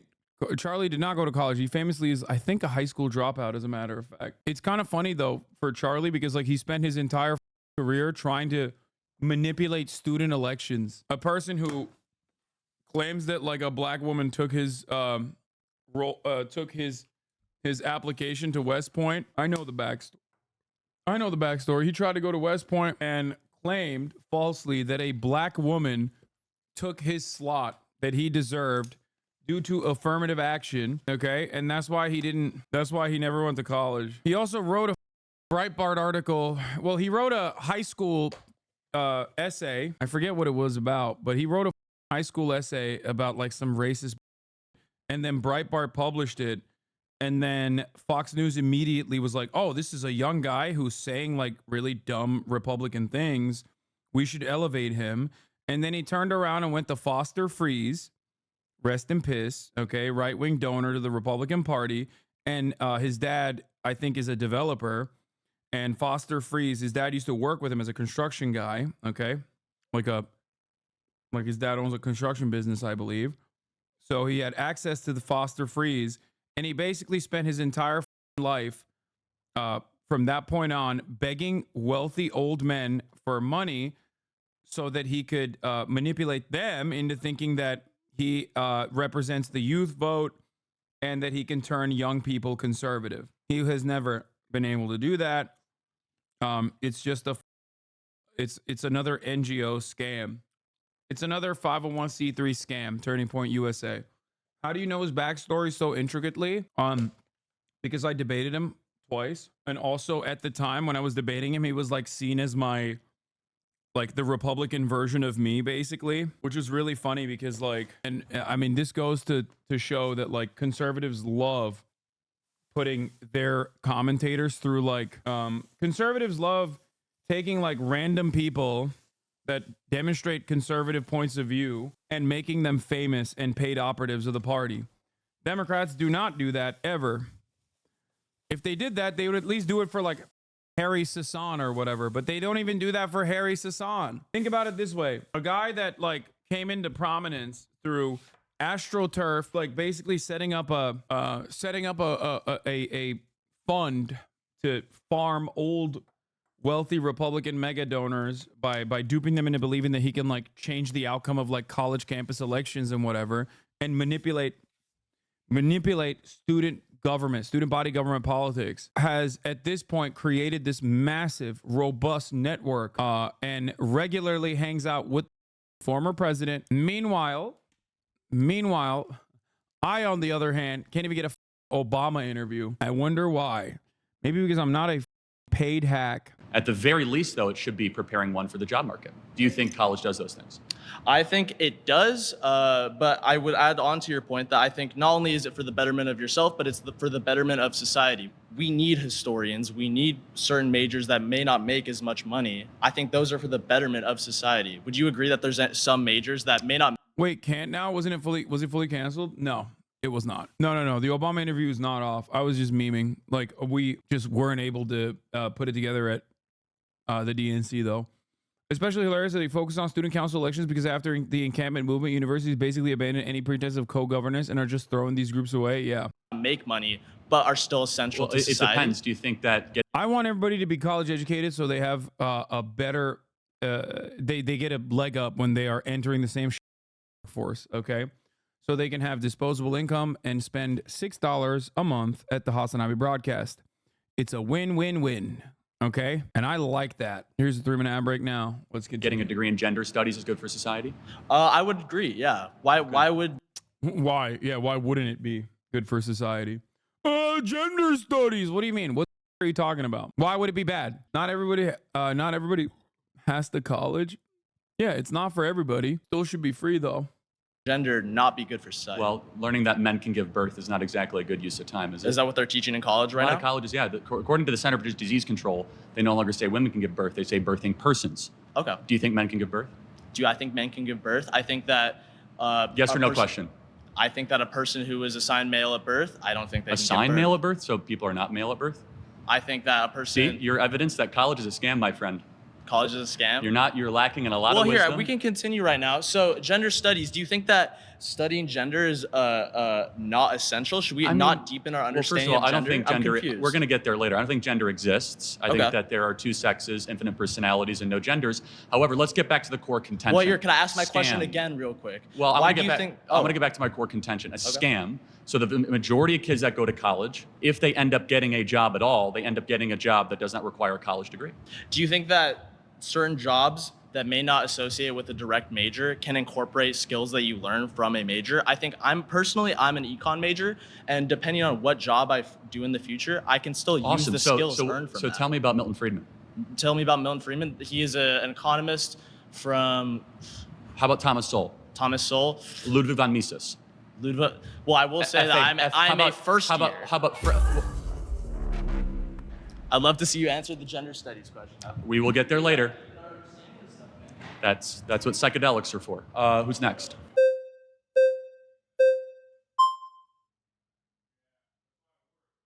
Well, I think it's difficult to think about just one major, thinking about just gender studies. Like, sure, like not everyone should be a gender studies major. We need doctors, we need lawyers, we need everything. However, why does it matter if 10 people want to be a gender studies major and it matters to them? Like, not everyone can be a lawyer, not everyone can be a doctor.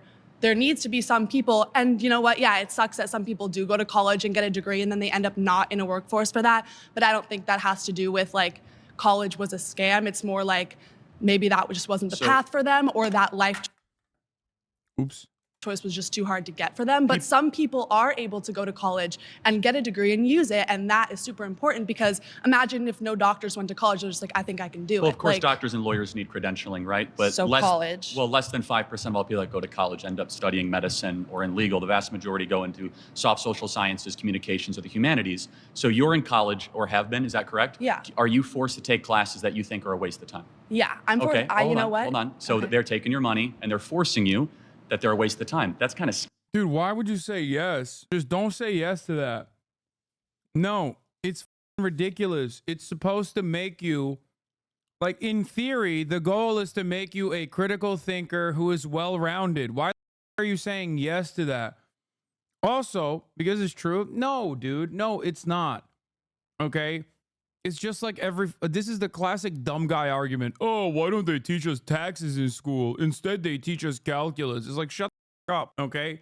Technically, nobody actually follows through on the actual classes and like literally does the study. And obviously, the current Common Core curriculum is far from the best. But the theory behind it is so that you become a more well-rounded person, okay? But like the idea that college is a scam because you don't get to pick and choose your classes that are taught to you is so silly. Scammy, right? Oh, I think that some classes. Ooh, some. So you have to probably go in debt, right?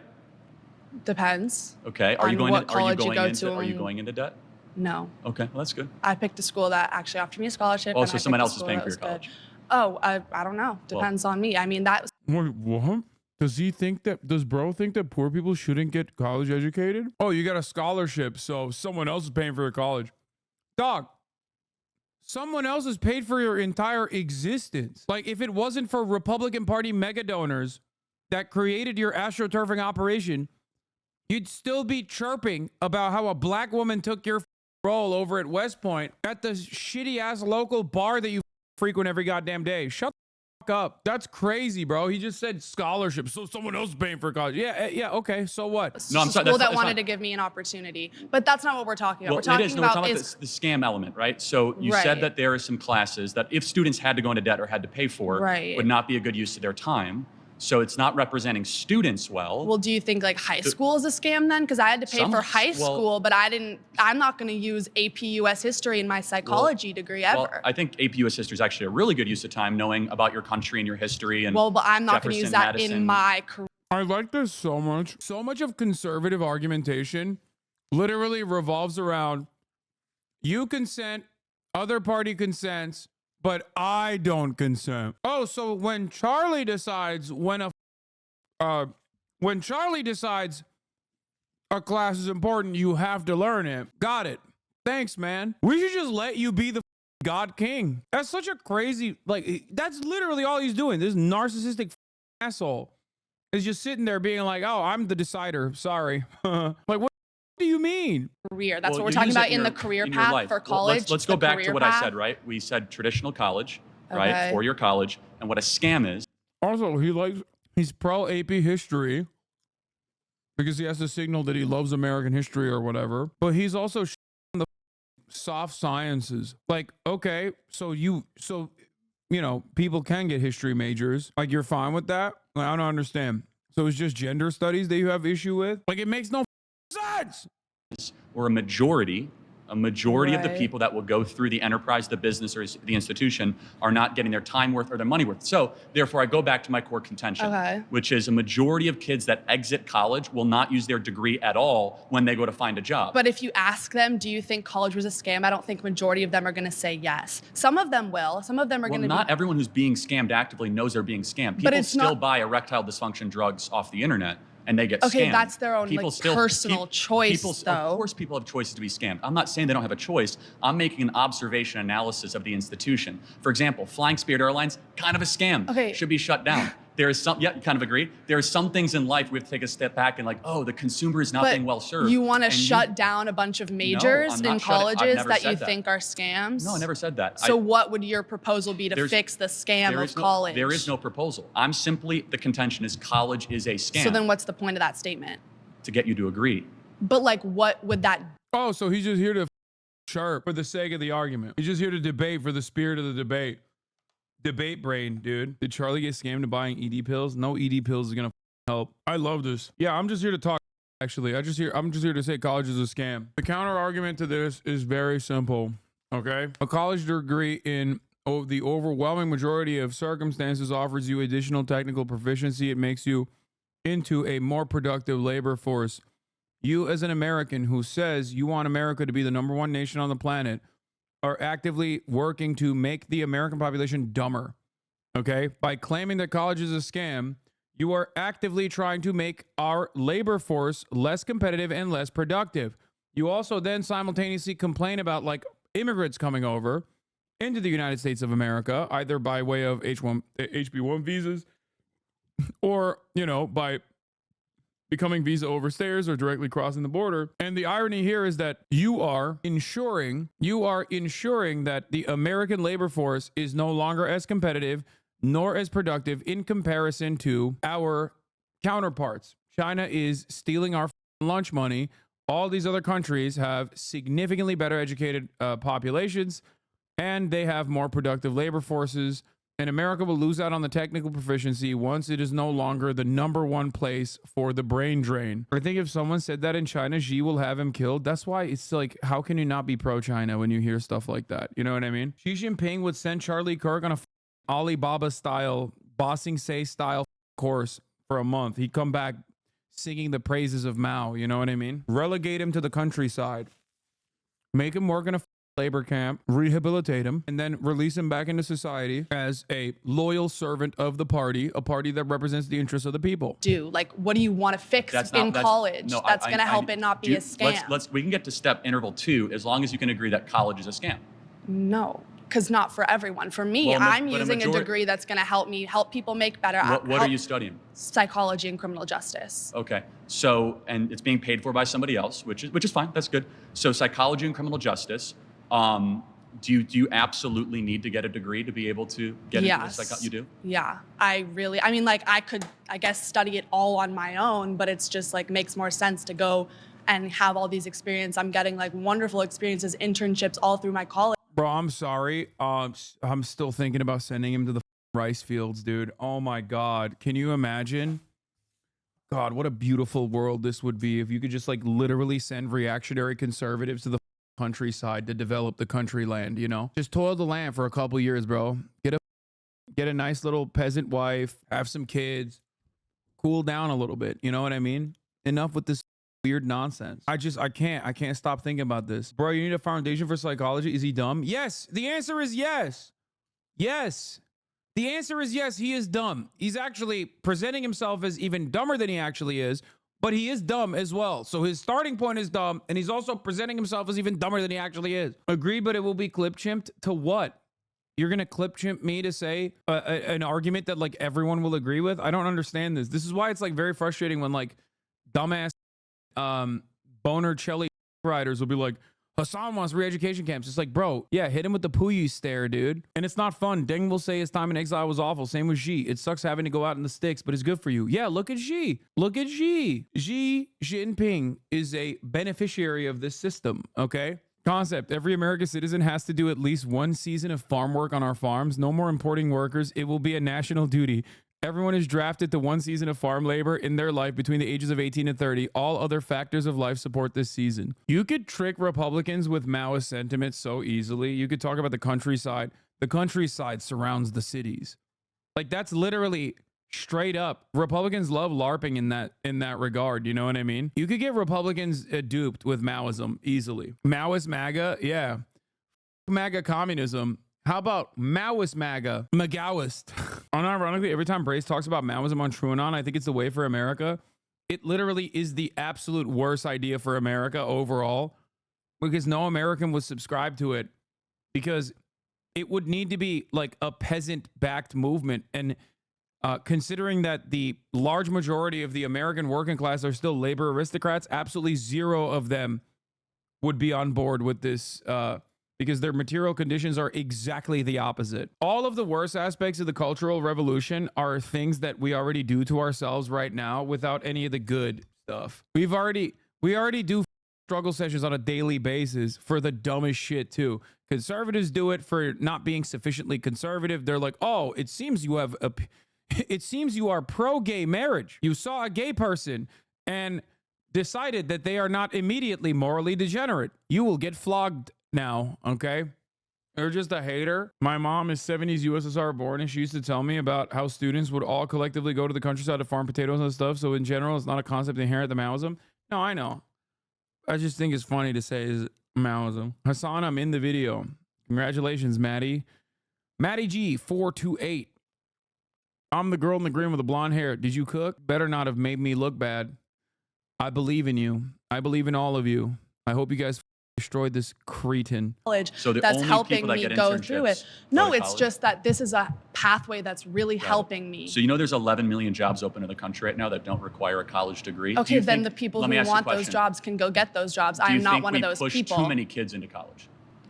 No. Okay, so the national graduation rate is 59%. Dude, what do you mean? Like we push too many people to college? Like what are you talking about?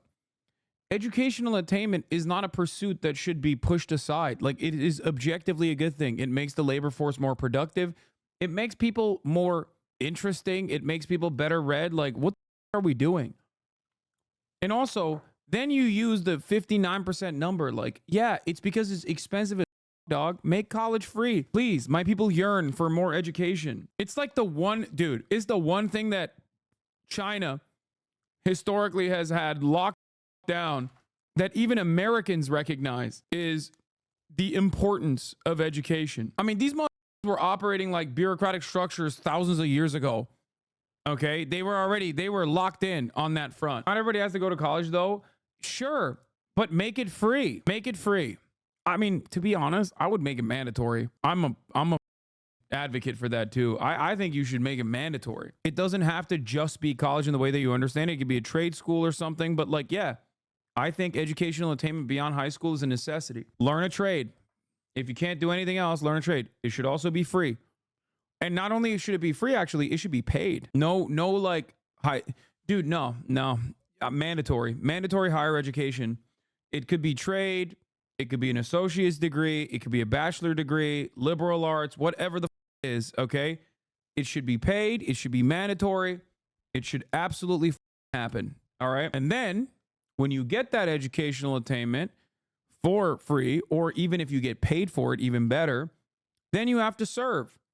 Not in the military, of course, but serve in the actual place that you were slotted into in terms of like what you wanted to pursue. You get a doctorate for free. You have to go work in the countryside.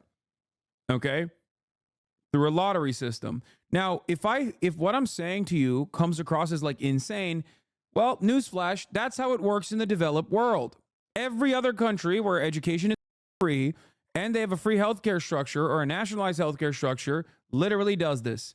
Okay? That is precisely what every country does, and that is what is supposed to happen here as well. But we are so stupid in this goddamn nation. Bro, we don't even have free education, and this is what happens to teachers and doctors? I mean, yeah, it should also be free, though. What do you mean what happens if you cannot serve once you have received your education? Like, there's no world. Then you have to pay for it. I don't think anybody ever does that anyway, unless there's like some kind of disability. Germany has the best carpenters, etc., and we get paid for learning it. Exactly. Germany was the example I was thinking of when I was thinking of like trade schools being paid for. Like, not only is it not free, it's free, and on top of that, you have to pay. You get paid by the government to go get this education. That's what normal countries do, by the way. That's what countries do. They look at like what is a necessity in the workforce. They look at how to create the most productive labor force you can possibly get, and then they put positive incentives to certain aspects of the labor force that need more workers. No, that's wrong. Wait, what do you mean? Don't they pay you to go to college in Germany? Am I wrong about that? In Denmark, they do. There is BAföG. You can get to pay for the semester tuition round out about 300 euros. I think that overall they should look at what aspects of the labor force need more hands and focus on additional incentives in that regard. And they should pay you to get to learn a trade or pay you to get a college education in general. Nah, if you're poor, you get enough to live. This guy's rich or something. It's not what BAföG is. It's governmental support that you have to pay back that depends on how much your parents make. They pay PhD students who get certain scholarships, not all students. It's still better than most of Europe. Both countries offer free tuition. The specific financial support systems differ slightly. Denmark's SU program provides a more direct financial aid package for students, while Germany's system relies more on scholarships and grants. In Germany, they do, but there's a big asterisk with it. You have to qualify for it. And the schools in Germany are nothing like the ones in America. There are not a lot of student programs, and a lot of the flowery stuff colleges do here. What is the flowery stuff? I think it's really funny because like everybody always just talks about like gender studies, which is still valid. You know what I mean? Like, but that's it. Or if you're talking about a lot of the bloat in American higher education, like sports programs and shit, in which case you're absolutely right. American colleges have infinite bloat. Okay, it is nastiness. Anyway, I am working at the university as a student, get only $520, with which I can rent just right and get financial help from Germany, living money for rent. I still struggle to get the money for tuition every 6 months. I'm just saying it's still a better process than what you have to do in the United States of America, which is like in the same situation. Not to say that your situation is great, Chatter. I'm just saying now compare that to the United States of America for like, because the principle is correct, right? The government wants you to get this education, okay? So they're trying to make it easier for you to do so. In the United States of America, technically, we want people to be more educated, okay? We want a more productive labor force. And then we literally not only do not pay them, not only do we not make it free, but we also, on top of that, put people into lifelong debt. But of course, that makes you a more loyal servant because you have to pay off that debt. A few years ago, I paid less than $300, but the biggest part of the tuition for Germany-wide public transport ticket, $200. The rest is student council services. If I asked the room, everyone would agree that they know some people that went to college that did not graduate. Yeah. Right? So we're probably sending too many kids into this institution. But if they might have been able to do it, then like, why is it not worth it to try and to push yourself to get a better education and go further in your life? Leaving with debt's a bad thing, right? But some people are able to work through that, and it's like an opportunity thing. But when an institution is multi-trillion dollars in scale, involves 20. Victoria Newland says about as clearly as a diplomat can that the U.S. scuttled a peace deal on the table in March 2022 because it would have required Ukraine to agree limits on weapons it would purchase. How many have died since then and for what? Guys, I don't want to do the I told you so hour, okay? We're going to move on from this. We'll look at that later, okay? 23 million of our citizens every 4 years and is not actually bettering the country. For example, if college was so great, we would see incomes going up for Gen Z and millennials. We'd see more people able to own homes. Okay. Kids wouldn't.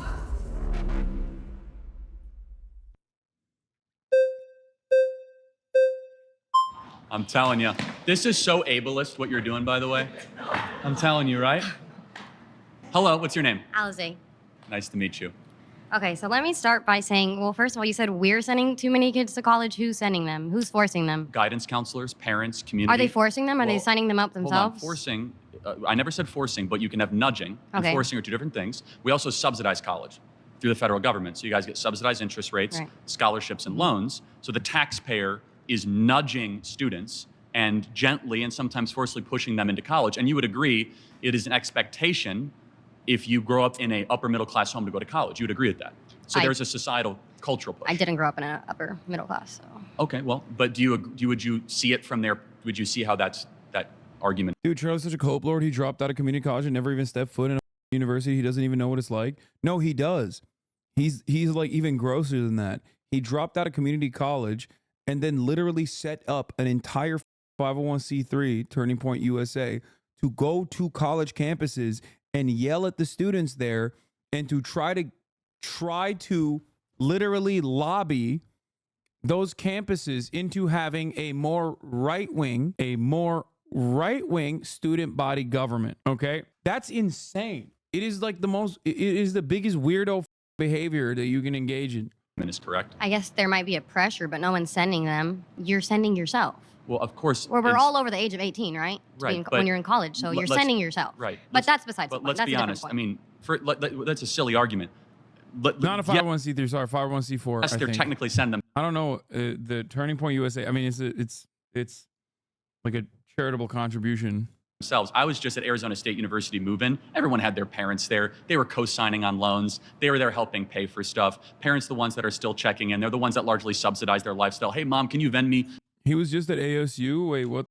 Charlie Kirk age. Damn, dog. At a certain point, you should just stop trying to go to these colleges and talk to the students about how they should be right-wing. You know what I mean? Stop interfering in student government elections at the age of 30.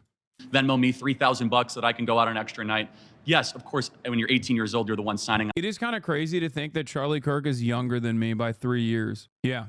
I am older than Charlie Kirk. Hate ages you, okay? I love going to college campuses where the freshmen are moving in. On the dotted line, but there's enormous pressure and nudging and cultural expectation that students go to college. Right. Okay. I think the problem here is that it's up to the person. You can't just go to college and expect to come out with a degree. You have to put the work in. You have to put the work in. You have to make connections. And some people might think college is just 4 years of partying and drinking and making friends, whatever. But you have to. I hate this conversation. Like, it's just so dumb. Okay. Education is not a scam. Okay. Because when you say college is a scam, that's all you're saying. You're saying education is a scam. You're picking and choosing what kind of education is good and what kind of education is bad. He himself is recognizing that, by the way, in the conversation, because he keeps saying, well, you have to get some level of credential to be a doctor. It's like, okay, well, then you don't have an issue with college. Suck my, okay? It's just so stupid. Like, overall, in the United States of America, the only reason why college is a quote unquote scam is because it's inflated, okay? It should be free. That's it. It should be free. The price is a scam. It should be free, especially state institutions. If you want to have some private institutions on the side, go ahead. Fine. But overall, there should be free state institutions. Why is no one saying this? And then put him on the back foot to be like, you think education is a scam? College is education.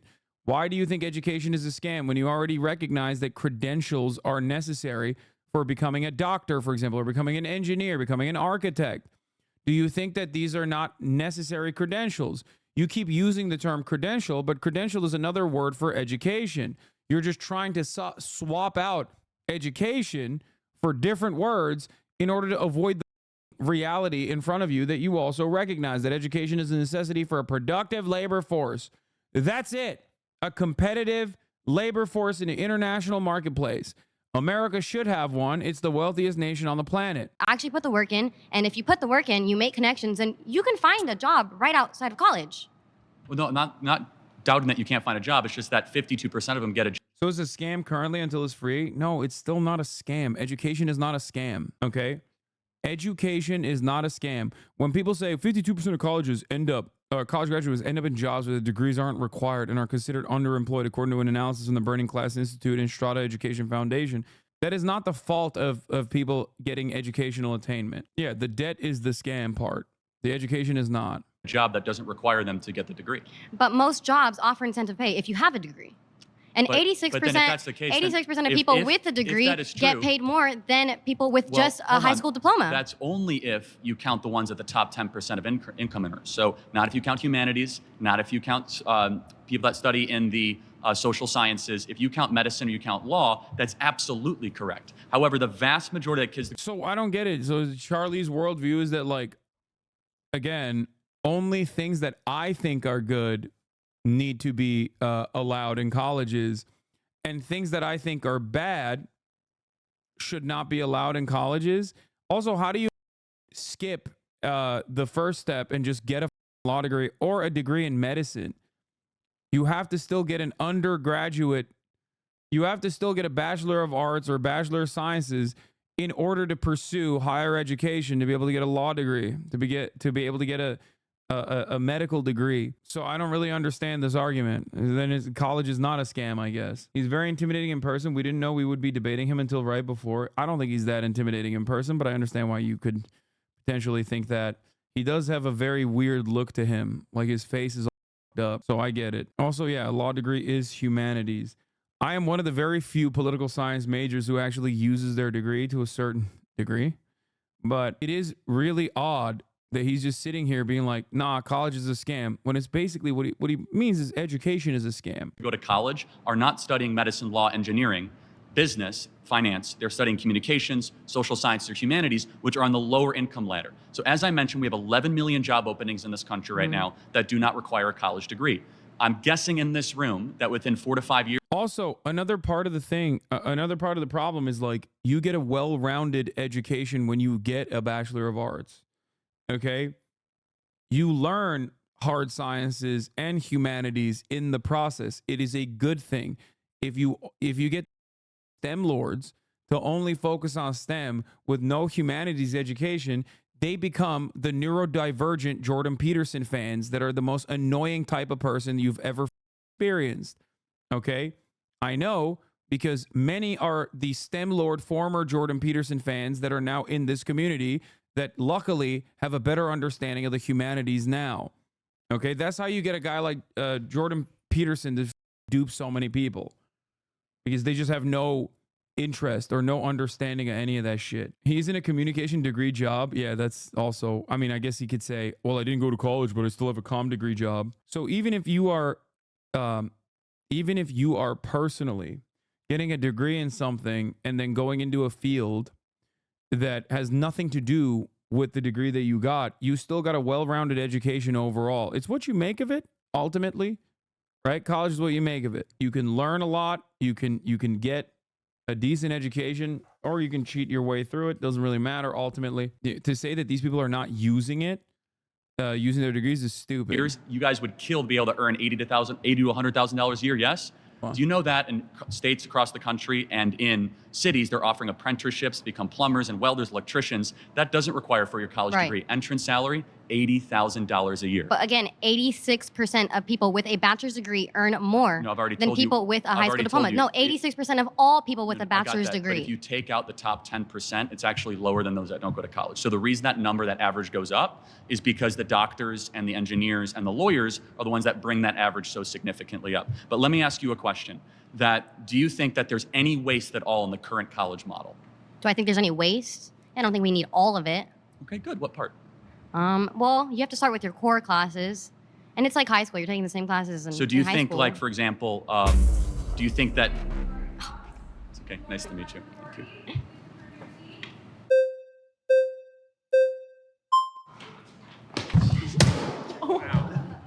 I'm Emily. Nice to meet you. Emily. Thank you.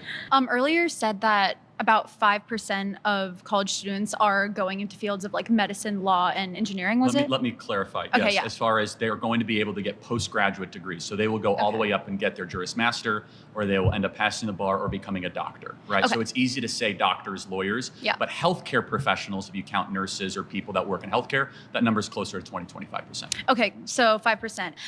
Who here has a doctor? Can you like raise your hand if you have a doctor? Like a medical doctor? Yeah. Like a medical doctor. Yeah, you do. Okay. 5% is still a lot of people, right? Of course, but that means 95% might not need to exist at the institution. I don't think that's the takeaway. Just because 5%, which is still millions of Americans all across the board. But if you were to say, hey, we only have medical schools, only have legal, we can get rid of gender studies, get rid of... So what's the contention? Well, gender studies is actually, if you look on like the pre-law track, gender studies is a pre-law track. If you're going to be a lawyer, you have to study gender studies and other social cultural studies. That proves my point that college is a scam. Why is that a problem? Why is that? Does Charlie Kirk understand what gender studies is? Like, I took a gender studies class in college. It's just like, I don't get it. I don't know why he's like why he's so pissed off about it. You know, learning about like different ways of feminism is not going to harm you. Don't worry. Like, this is the issue. This is the issue. Okay. Charlie doesn't even understand law school. He called it a Juris Master. Gender studies is a class that they offer. Most of the time, it's a part of the common curriculum that you get in your freshman courses. And it's a good class to have as an introductory course. Okay. It is. Charlie just doesn't agree with it. That's the problem. Because for Charlie, it's like, if I don't agree with it, you shouldn't learn it at all, which I think is ridiculous.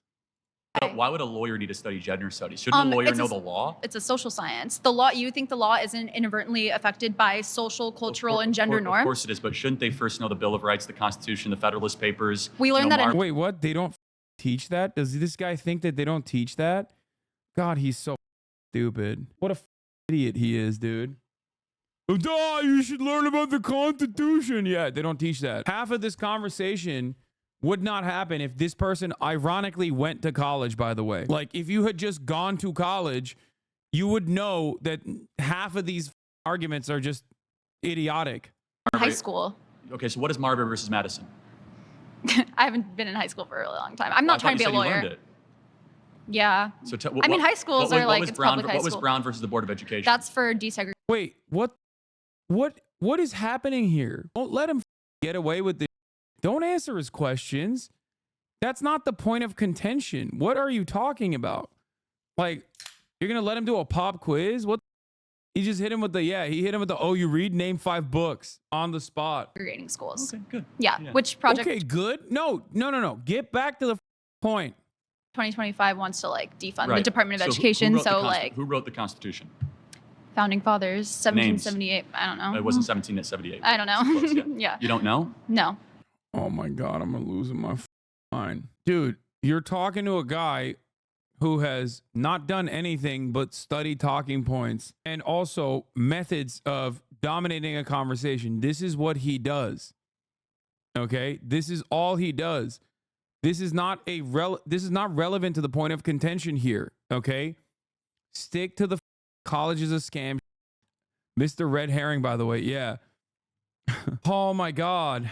Okay, well, this is the point, is that you don't learn it in high school. You don't even learn it in undergraduate, and our law school is not learning it. So maybe... Well, I'm not in law school. No, the point is that you were saying they already learned it, and they don't. I don't want this to be a pop quiz or trivia. I didn't go to college, and I'm asking you very basic civic questions, and you're paying to go to college, and you can't answer them. That's so fair, but I think... Thank you, sorry. Yeah, Charlie demonstrates that he doesn't understand a higher education because it's not about memorizing facts and talking points. It's about changing how you think and interact with the world. Well, I think he does understand that. Deep down, I think he understands that very well. That's precisely why he doesn't want people to learn that. This dog was just outside with my trainer and my trainer's 2 dogs, and she is dying right now. She's wet as hell. Little Kaya break from all this madness. Okay, what's up? Hi, you have a good time? She's breathing so heavy. Let's get back to it. Okay, that's an alpha dog move right there. The other dude literally threw himself at the chair, and this guy was like, nah, I'm still gonna sit there. Respect. These TikTok twinks do not play around, okay? Let me tell you something. They do not play around, dude. They're like, I love debates. Yeah, I have a question. Is church a scam? No, because church is honoring the divine and the internal and the good and the truth. Lame ass. No, church is not a scam. It honors the divine. Shut up, ugly ass bitch. Oh my God. True and the beautiful. No, it's honoring the divine. Is college. But it deceives people because you give a promise of everlasting life, which you don't actually get because Christianity is. Dude, holy, the r/atheism is jumping out. Contradictory, logically speaking. Do you want to get into a theological debate, or are we going to talk about college? Because I completely disagree. Jesus Christ is my Lord and Savior, and we will have eternal life.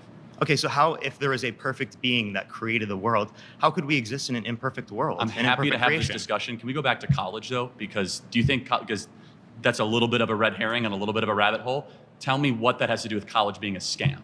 Well, I do think college can be a scam for certain people. I don't think it's a scam for everyone. We agree. So for people like me, college was very beneficial for me. For sure. But who is it a scam? I'm asking you, based upon your definition of a scam, do you consider the Christian church a scam? Of course not. It's giving people eternal life and teaches them goodness. But if Christianity is false, then that's a deception. Okay, but you think it's false. I don't. We can agree to disagree. Also, I'm not agreeing to disagree on that. But we're not talking about the church. We're talking about college, right? So again, also people are not paying to go to. Okay, but like. He's not wrong. You disagree that the church is a scam. He thinks it is. You disagree that, you think that college is a scam. He disagrees. Like, okay, it's just a belief. This argument is really dumb. I don't think they should have put the college is a scam shit in there. Cause like Charlie literally admitted that he does not care about this other than the fact that he wants to prove that college is a scam. He's not really proving anything in this situation. The church, but it's a reductio ad absurdum. Do you know what that is? Ask the question. What's a reductio ad absurdum? That's a Latin term that means reducing down to the lowest common belief, correct? Yeah, so I'm taking Am I right? I didn't go to college, I knew that. I'm taking your particular position. Let me ask you a question without you interrupting me. Do you pay to go to church? No, I don't. Some people do. They're forced to pay based upon their particular denomination. And today, do you pay to go to church? Depending on the church. No, you don't. Do you have to go to debt to go to church? In some circumstances, people do. Wait, oh my God, please, dude. Please just ask him so you'd be fine if college was free because the state subsidizes churches too. Because like if he turns around and goes, oh, well, there's fucking college, the church is free, college is not. Okay, then I want college to be free. Oh God, his face is so ugly. Oh my God. Okay, college should be free. The state subsidizes churches. They should also subsidize colleges, which it already does. It should be free. Because they have to give up 10% of their income to be able to do that, which people can't afford. Circumstance? Well, they're LDS. You understand that a lot of LDS churches specifically require 10%. Yeah, they don't require it. And what you're talking about in plenty of places. Well, you're asking mainline Christian. Isn't there stigmatization if you don't do that? Damn, he said Mormons ain't real Christians. God damn. He's saying they ain't mainline Christian. Okay, you're good at interrupting, not good at answering. Well, you haven't answered any of my questions yet. I did say no, church is not a scam. Church is the bride of Christ. College is a scam. And college is, people are going into debt. They're paying a lot of money. But I want Bro, he sounds like such a freak all the time.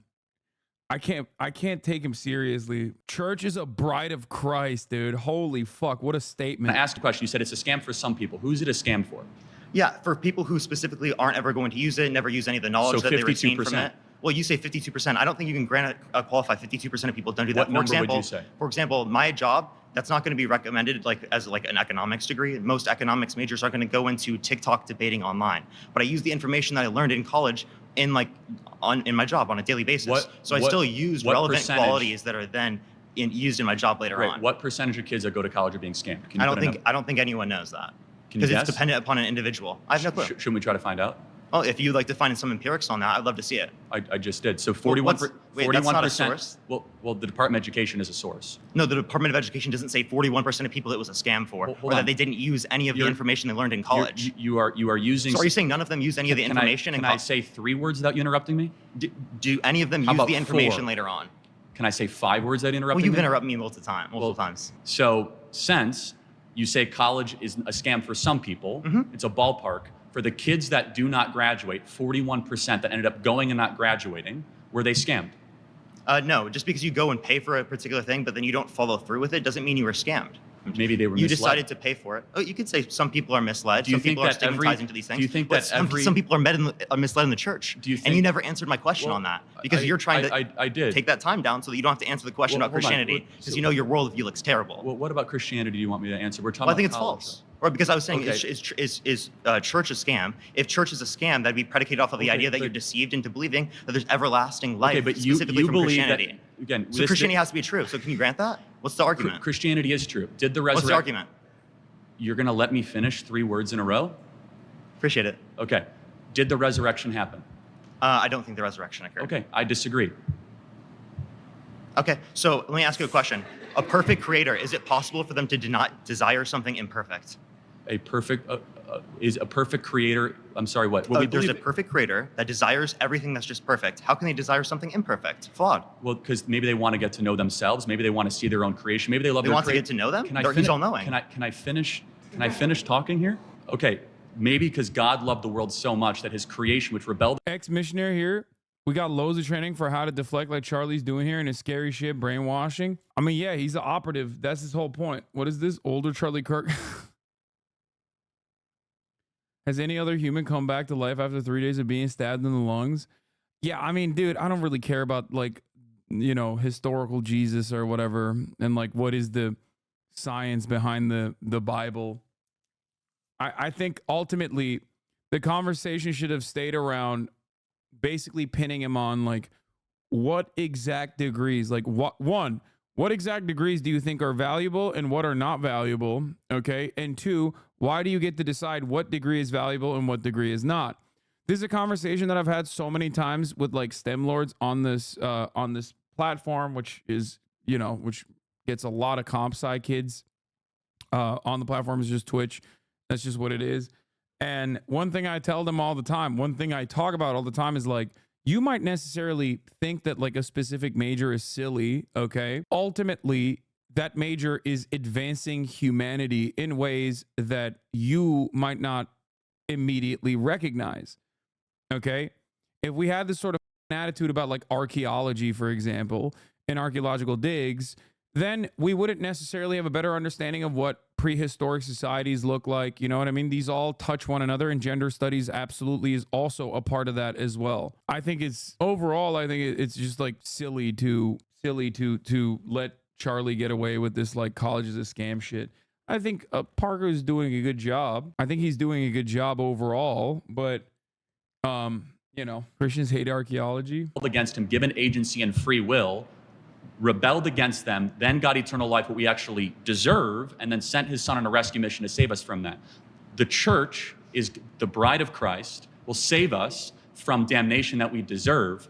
College is far from the bride of America. You sound like a psycho, dude. It's currently scamming the youth of this country and sending them into oblivion. Didn't answer the question. I did. No, you didn't say how he could desire something imperfect. Well, God can do anything. We'll talk about that later. God can do anything, so.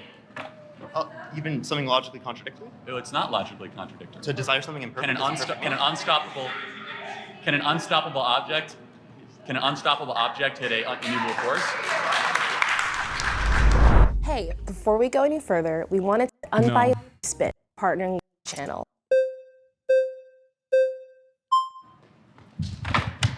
Okay. What's your name? Sam. Nice to meet you. Let's define our terms. A woman is an adult female with XX chromosomes. Trans women are not women. Oh, brother. Wait, what is the other one?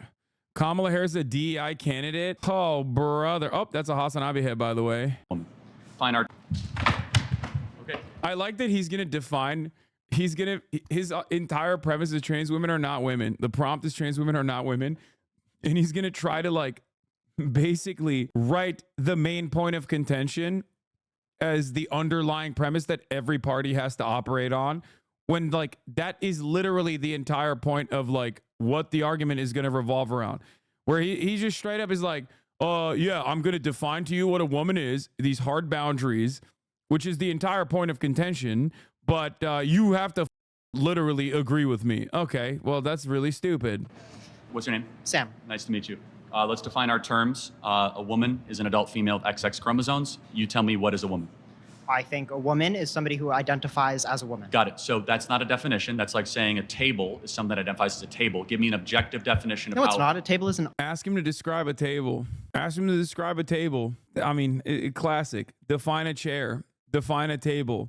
You will never be able to define a table under such certain conditions that you cannot actually technically be defining something else. Object. Well, a table can't identify as anything. It doesn't have but choice. You have to give me an objective definition of what a woman is. If I decided right now that I wanted to identify as a woman, I would be a woman.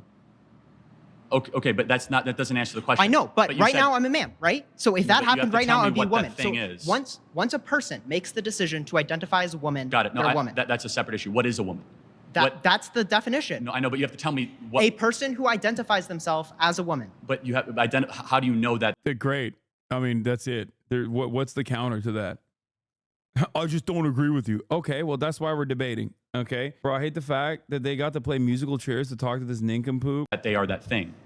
How do I don't need to know what they No, I can ask them if not I that want they to need know. But there needs to be, you need to tell me what that thing is, though. Somebody who... Okay, You need to sorry, give we're not me- getting anywhere. We're you not need to- getting well, anywhere. no, We're not it's getting important because it's like saying a giraffe is a thing that looks like a giraffe, or a coyote is a thing that looks like a coyote. It's called circular reasoning. You have to give me a actual definition. I don't have to... I did give you a definition. No, you said that a woman is something that thinks they're a woman. That doesn't give me a definition. That's Something that thinks they're a woman is gross, dude. Holy shit. What would you consider a definition then? An adult female with XX No, chromosomes. I mean, like, what makes that a definition?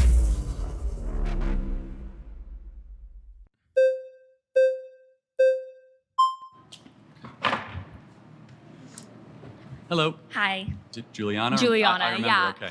I don't necessarily think that you can define a woman just by her chromosomes. Women are so much more than that. They come in a variety of shapes, sizes, colors. Yeah, they should be like, oh, so XX chromosomes, do you think Ann Coulter is a woman? He says yes. Then you turn around and say, okay, well, she doesn't have XX chromosomes, so I guess she's not a woman. Also, this is not how you operate in society, okay? Gender is not like a physical biological construct. It can have physical properties to it, but it's ultimately a social construct, which is something that Charlie hates because he didn't go to college and he didn't do gender studies. Okay? Wait, Ann Coulter, really? Not gonna say anything else. No, Ann Coulter is not a trans woman, by the way, for the record. Oh my God, I think you missed the part earlier where Charlie said he didn't believe in gender. He's a base gender abolitionist. God, he's too woke for me. The thing is, most people don't even know what their chromosomes are, regardless. Okay, yeah, you can be a XY female. There are obviously differences, but the irony here is Charlie Kirk is trying to fit a very neat definition of what it means to be a woman, and there are millions, like tens of millions, even if we do not factor trans women into the occasion, there are tens of millions of women right now worldwide that do not fit that standard that Charlie Kirk would consider to be a woman, and would be shocked if they were to find out that they do not fit that standard. That's number one. Number two, Charlie Kirk would also probably be shocked that that plenty of people, did I say equation? Okay, my bad. Charlie Kirk probably also ends up talking to a load of trans women that he doesn't know are trans and treats them as full-blown, fully fleshed women because they are. It's just that he doesn't recognize that. This happens all the time. Okay? That's the reason why we say, and that's the reason why gender is a social construct. What is not a social construct, however, is the 3-minute ad break. That is very real. Okay? It's as hard science as it's going to get. You're going to see the 3 minutes of ads at the top of the hour. If you no longer want to see those ads, all you need to do is subscribe. And I don't necessarily think that you can count out somebody who's trans just because they don't have a certain set of chromosomes. There are also people who are born, Sex isn't a social construct? No. But also sex is not binary either. I have a master's in gender studies. Sex isn't a social construct, but sex itself is also not binary. Even Ben Shapiro recognized this now, by the way. He literally will, like, Ben Shapiro regularly will talk about how, like, he used to say that sex is binary, but even Ben Shapiro has like moved beyond that, where he talks about sex is binary in mammals. The scientific biological definition of what a male and female are relevant for many things such as sports. Gender is a different thing. Sex is binary in mammals. No, that's not true either. Okay, if sex was binary in mammals, then you wouldn't have intersex people. What the are you talking about? How can you be so confident in something that is so completely incorrect? I listened to Richard Dawkins. So what do you just, in your mind, like, you've just never thought about like intersex people, for example? Oh, okay. Well, if Richard Dawkins says so, then I'm wrong, I guess. There are variations. Okay. So it's not binary then. Definitionally, it is not a binary. When you admit that there are variations, you all of a sudden are cognizant of the reality that it is not binary. What do you think binary is? 1, 0. So when you recognize that there are variations, you understand that it's not binary. He said he was a Dawkins fan, not smart, my dude. I know. Even Ben Shapiro nowadays says it's what is it, bimodal, which is, you know, not great either. But dude, it's crazy that you just said, I love that you literally just said it's binary and then openly recognize, yeah, bimodal is the term for it. But you yourself deflated your own argument. I'm drawing a blank. Okay. Intersex? Yes. So XXY yes. or YYX? Or just, yeah, or like sure. Okay, here, you want me to watch this? Sure, go ahead. How did America rise up from a backwoods country to be one of the greatest nations the world has ever known?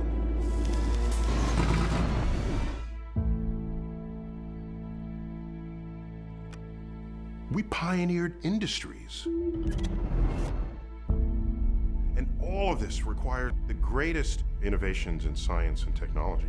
Variations happen due to genetic conditions and disorders. Yeah, this is where we come to the social stigma that you associate with sex, which you're not even talking about sex. You're talking about gender at that point without realizing that you're talking about gender. Like when you consider something to be an aberration, okay, and you consider it to be an anomaly, but the anomaly that you're talking about is like millions of people, okay, you either have to factor them into the equation and not be a weirdo about it, or you can commit yourself to the firmly held beliefs that you had prior, despite the fact that there is evidence to show the contrary.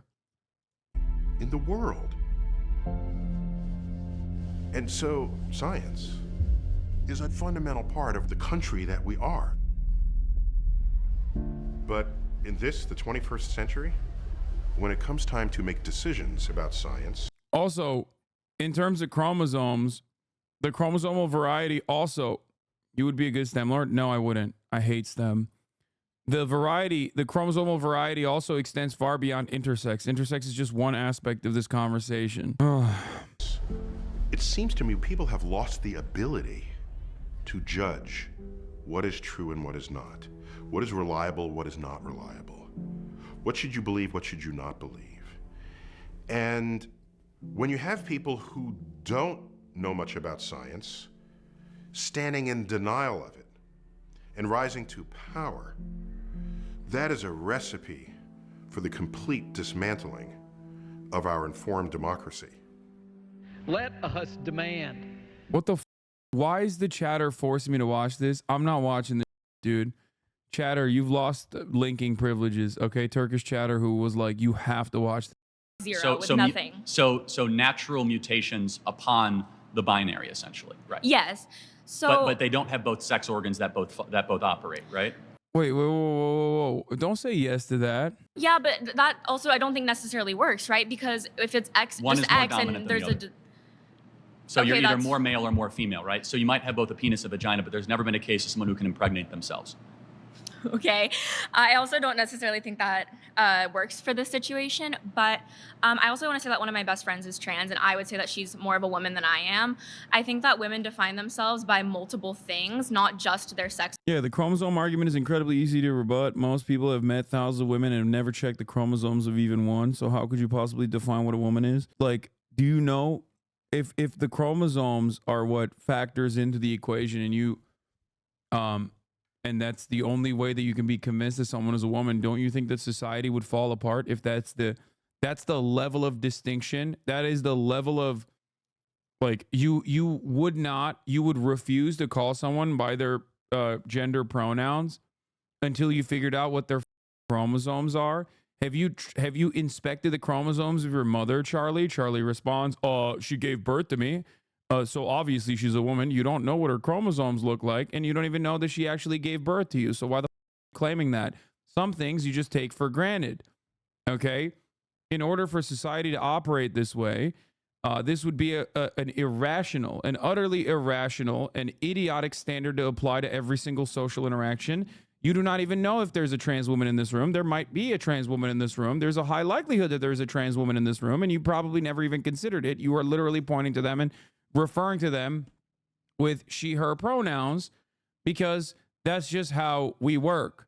There are thousands of people that I could show Charlie Kirk that in an effort to abide by the standards that trans women are not women, he would have to refer to by an incorrect gender pronoun that would make it really hard for him to have a normal conversation with other people, including Blair White, right? Blair White is a right-wing charlatan, a trans woman who is Blair White is a right-wing trans content creator, right?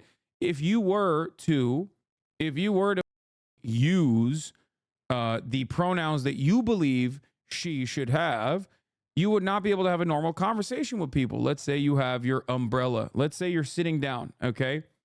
And you want to grab your umbrella before you leave, okay? But you can't get to your umbrella. Blair White is standing next to your umbrella. You ask your friend for help. You say, hey, can you grab my umbrella? Your friend's like, where is your umbrella? Okay, Blair White is standing next to it. Do you say, oh, my umbrella is next to that man right there? If you were to say that, absolutely zero people would understand what the f you're talking about. You'd be like, what? What do you mean? You'd say, oh, my umbrella is next to her. Okay, that is because gender is a social construct and absolutely zero people apply the standard. They just want to act like they would apply the standard. It's very stupid. That is precisely the reason why Ben Shapiro on numerous occasions has accidentally correctly gendered a trans person, stopped himself dead in his tracks, took a breather, and then turned around and misgendered them deliberately, because it's just about doing harm.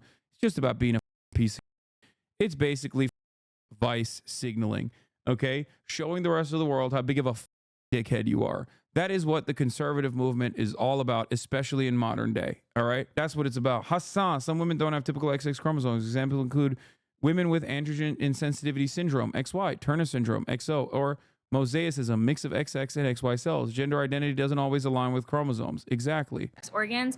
If somebody asked me who I was as a woman, I would not say I have a vagina.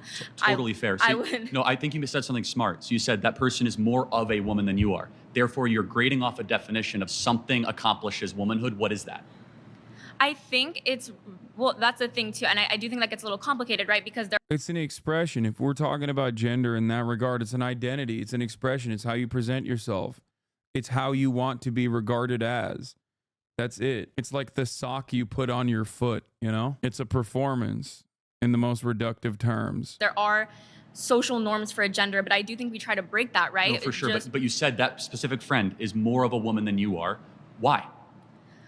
I think she's a better person than me. I think she So lives women are life. better people? She's a better woman than I am. I'm not saying women are better people. But what makes a woman? Because you said she's more of a woman than you are. So I want to know what that definition is. Right, okay. I'm gonna let some. This is the best argument in favor of gender studies. Exactly. This is why Charlie doesn't want it. Okay. This is why Charlie doesn't want gender studies, so that there are more dumbasses who think like he does, which is crazy because it is objectively untrue. Saying that gender is biologically determined and it is biology is objectively untrue. And you're going to find very few scientists who agree to that. Okay. You'll find like every now and then, the only scientists that actually disagree with that are now famous, and not famous because of their science, famous because they're right-wing charlatans. Okay. That's it. Like real adults, real people, real academics are not going to be like, yeah, I don't really care about what the actual evidence is. Okay. I just personally don't agree with it. No. And now I'm going to do a podcast. That's not how that works. Somebody else That's all go. good. Thank you.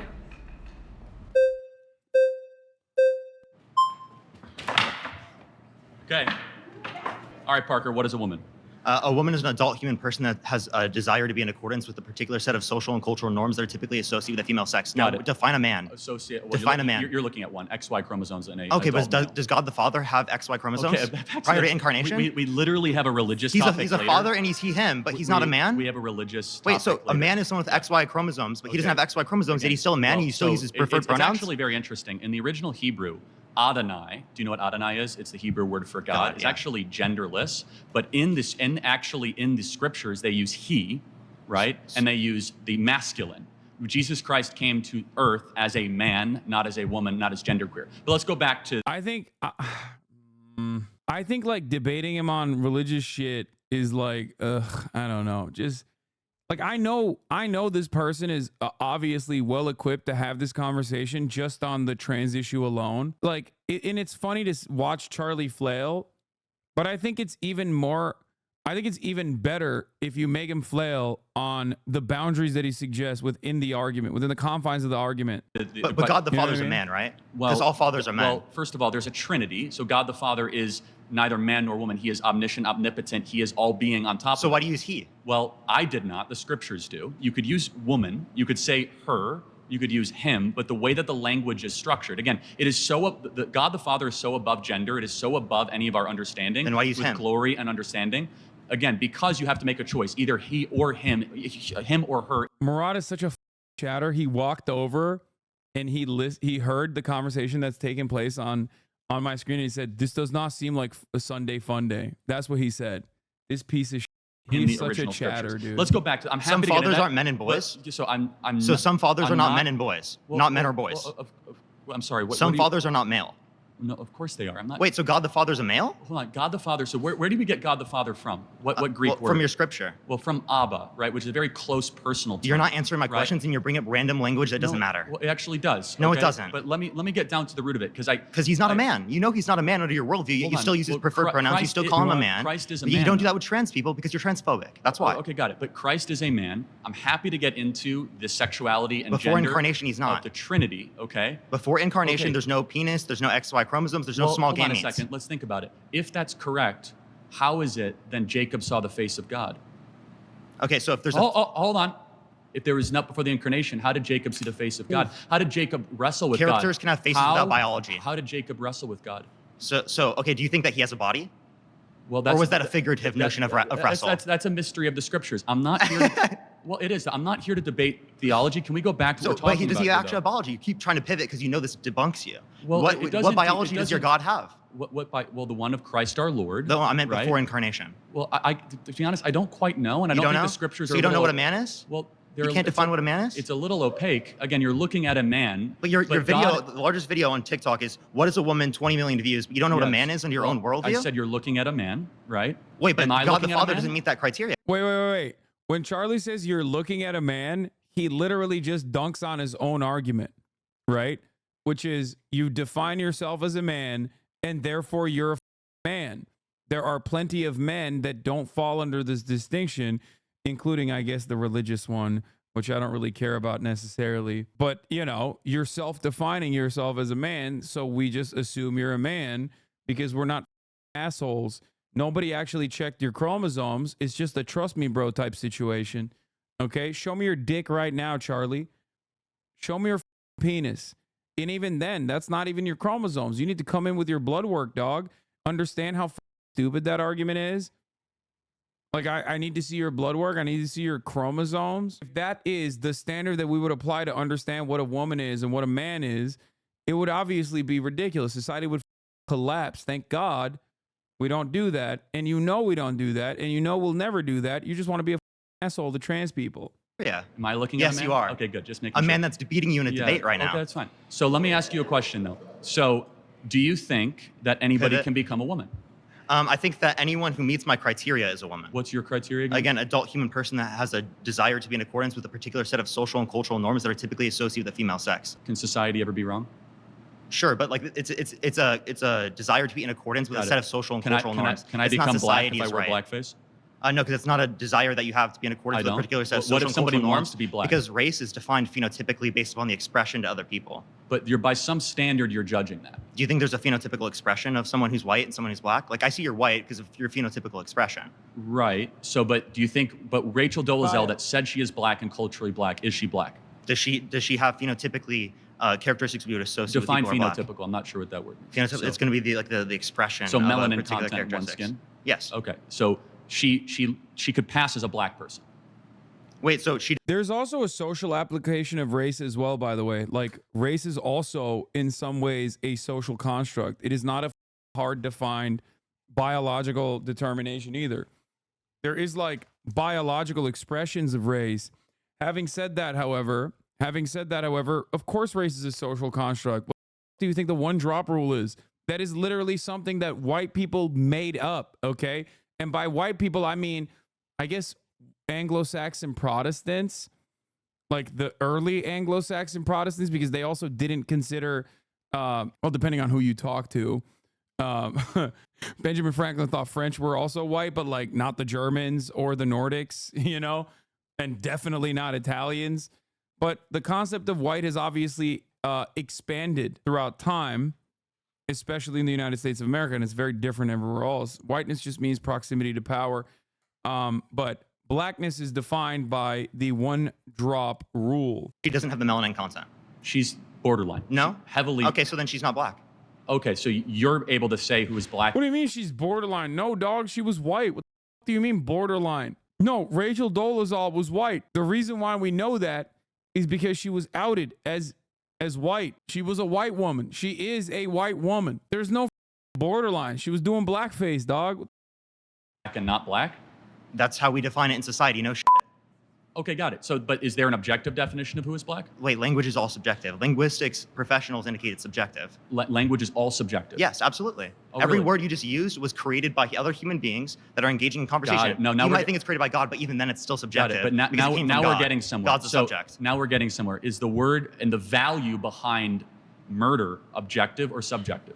Well, I think morality is subjective, but you think it's subjective it is. too So, because it comes hold on. from God. That's interesting. Wait, So- does it come from God or independent of God? Well, no, of course it comes from God. It's If transcendent. that's it's transcendent subjective. human beings. That's No, it's not. subjective. Yes, it is. If it comes from God, it's specifically subjective. It comes independent of God, then it's objective. No, what it's you just told me God- is God also objective compatible morality. with moral anti-realism. So let's go back to the Ten Commandments. You don't understand right? meta-ethics. Well, I hold on a second. What does Let's just- subjective let's- morality mean? What does it mean? Subjective morality Define means it. that it comes in everybody's own opinion, their own form, True not dependent upon a objective. stance. Again, God we're- is a stance, and that's the truth Hold on of a second. morality. So if let's believe. Do you believe in the? If everybody believed in the concept. Again, he's cooking him on an entirely.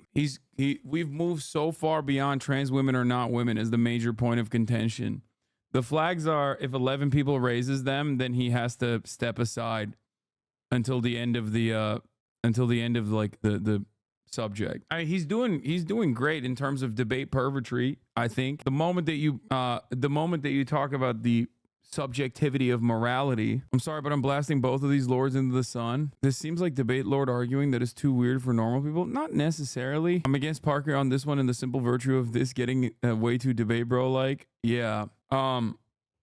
I wish he would have kept it. I wish he would have kept the conversation. Everything stems from religion for these people, man. That's why he goes there.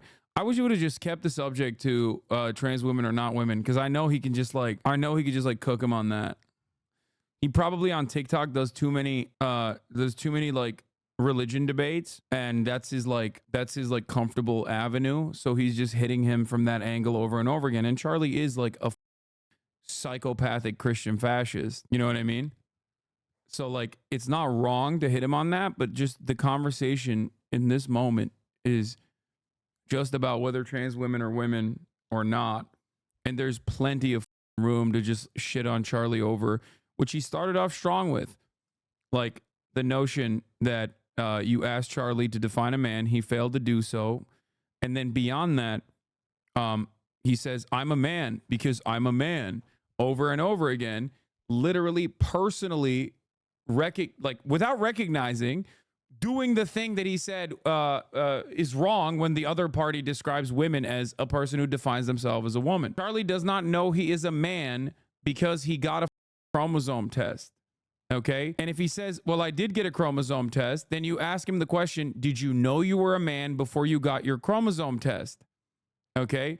Can I trust that that you actually got a chromosome test and I know that you're a man? That's it. That's literally it. The question is, did you know you were a man before you got your chromosome test, or were you just kind of like all over the place? Were you just like, I don't know what I am. I need to get a chromosome test. At what point in your life did you get a chromosome test? It's because conservatives make this process unnecessarily complicated. So use that complication to your advantage. Okay, brother, he has of course he knows. What are you saying? But that's not what he said. He didn't say you need to have a dick to be a man. He said you need to have a certain set of chromosomes to be a man. That's how he defines it. Or at least that's how he defines being a woman. Okay? What happens if someone gets into a accident and no longer has a dick? Are they no longer a man? Are they something different? What happens to Steve Scalise, okay, majority whip for the Republican Party, who got shot in the dick at the congressional baseball game? He no longer has a dick, or a working dick. He has to like pee into a bag for the rest of his life. Is he no longer a man? Would you not refer to Steve Scalise as a man when you are referencing their gender? Is there a process in which you lose your manhood? Is it just a penis? And the same argument goes for women who can have a child, right? Women who can bear children. What happens to a woman who cannot bear children? What happens to a woman when they go through menopause? Are they no longer a woman because they no longer have working ovaries? I guess they're no longer a woman at that point. They're something different. No, of course not. These definitions, this is not how this okay? This is also precisely the reason why transphobes, depending on the level of transphobia that they're operating on, inevitably become transvestigators, because they cannot reckon with the reality that gender is a social construct and a mechanism for expression, which is why they start suspecting anyone and everyone of being trans, including those in their immediate vicinity. Sometimes, depending on the level of mental illness, transphobia is a mental illness, not being trans, but transphobia is actually the real mental illness. You become a transvestigator and you start assuming that your parents might even be trans at the highest stage of that mental illness. Okay? Bro, you are making me lose my mind. What are you saying right now? There is no hard definition of what it means to be a woman, okay? Because being a woman is a social construct, okay? Got him. You got me? You got what? What did you get? No, this person said got him. Concept of God, the transcendent God, that there was a 10 commandments and we should live by them, right? Is that objective morality? No. Just because people agree doesn't make it objective. Okay, then what, again, independent of a stance. What is agreeance is not independent of a stance. What is objective morality then? Sorry, thanks. We'll be back at it next time.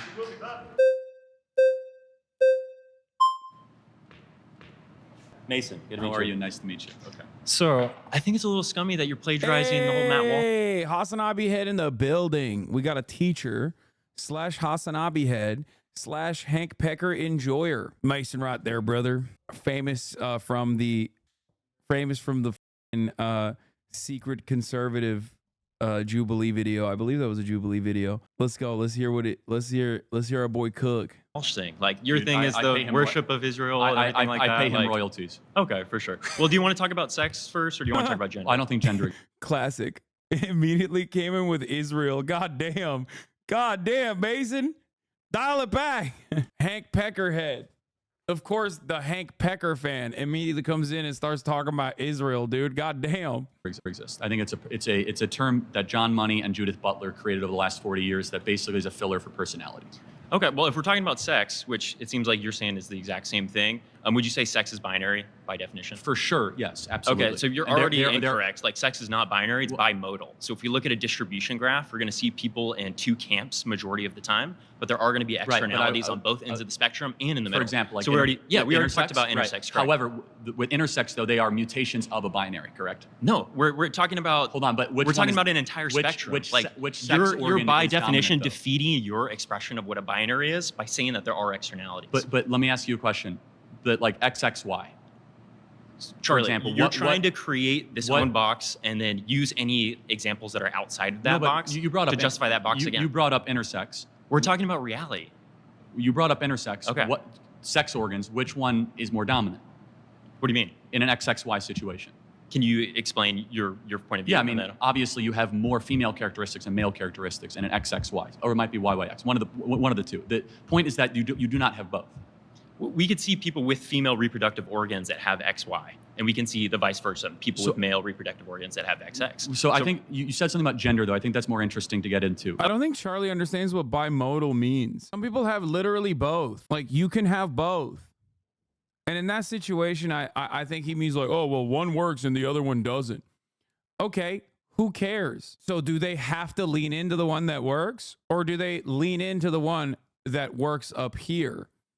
Okay, because the idea, even if the idea is that like you have to pick one, okay, that in and of itself breaks the argument that Charlie is suggesting, which is that it's a binary. It's not a binary, and you're forcing a binary.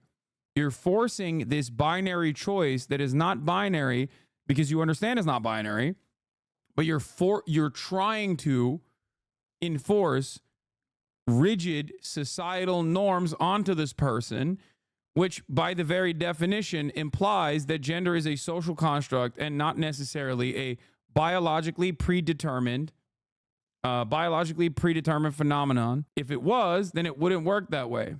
Okay. Do you understand how the conversation? So we're moving off of sex because you're ceding that argument. No, I'm not ceding it. Okay. You want to keep going into it? We can if you'd like. Okay. So besides male and female, what categories exist? We have people that are intersex. We have people that are on the other ends of the bimodal distribution graph. Are you aware what bimodal means versus binary? Somewhat of an understanding. Yeah. Okay, well, so you can be presented with a graph after this by the people that you brought with you, but it's actually a bimodal distribution. Just like constantly going to condescending type talk is not going to be fruitful. I'm just trying to match your energy with the people that you treated that were trying to have a conversation. Got it. So trans women are not women. Do you agree with that? I would say that trans women are women because people that exist under the category of women, people that exist under the category of men are still humans. Got it. So that category, how is that defined? Well, I wouldn't limit it to things like genitals or things like chromosomes, which it seems like you want to do. What type of genitals would you say I have since you're so obsessed with genitals? I'm not obsessed with genitals, but I could do a blood sampling right now and I could see exactly what you are because every single one of your... Oh my God, if someone asked him to do a blood sampling... Dude, that's it. That's all it takes. By the way, he's chefing. Mason, you are chefing, brother. Good shit. Just be like, oh, are you a man? Why are you a man? Oh, you have a blood sample here? If you don't have a blood sample here, how do you expect me to believe that you're a man? It almost feels like we both have to kind of agree to what you tell me, don't you think? Just like when you tell me your name is Charlie, I don't suspect that your name is actually secretly something else, okay? And even if it was secretly something else, when you tell me your name is Charlie, I'm going to go along with that. Everyone else is going to go along with that because that's kind of how social interpersonal relationships work. Trillions of cells are either coded with XX or XY, no matter how much surgery or whatever. I think that you are a man, but you could fool me. You could take hormones, you could play camouflage. Like I could fool you to be Hispanic if I had the right Hollywood makeup director. That doesn't mean that you are the thing, though. But you're going from an objective biological perspective, which we've already talked about with sex. I'm talking about a social construct or a social utility. Yeah. So like if we were at a restaurant, right? I'm sitting down at you're a man, and I'm sitting down at the table, and you're telling.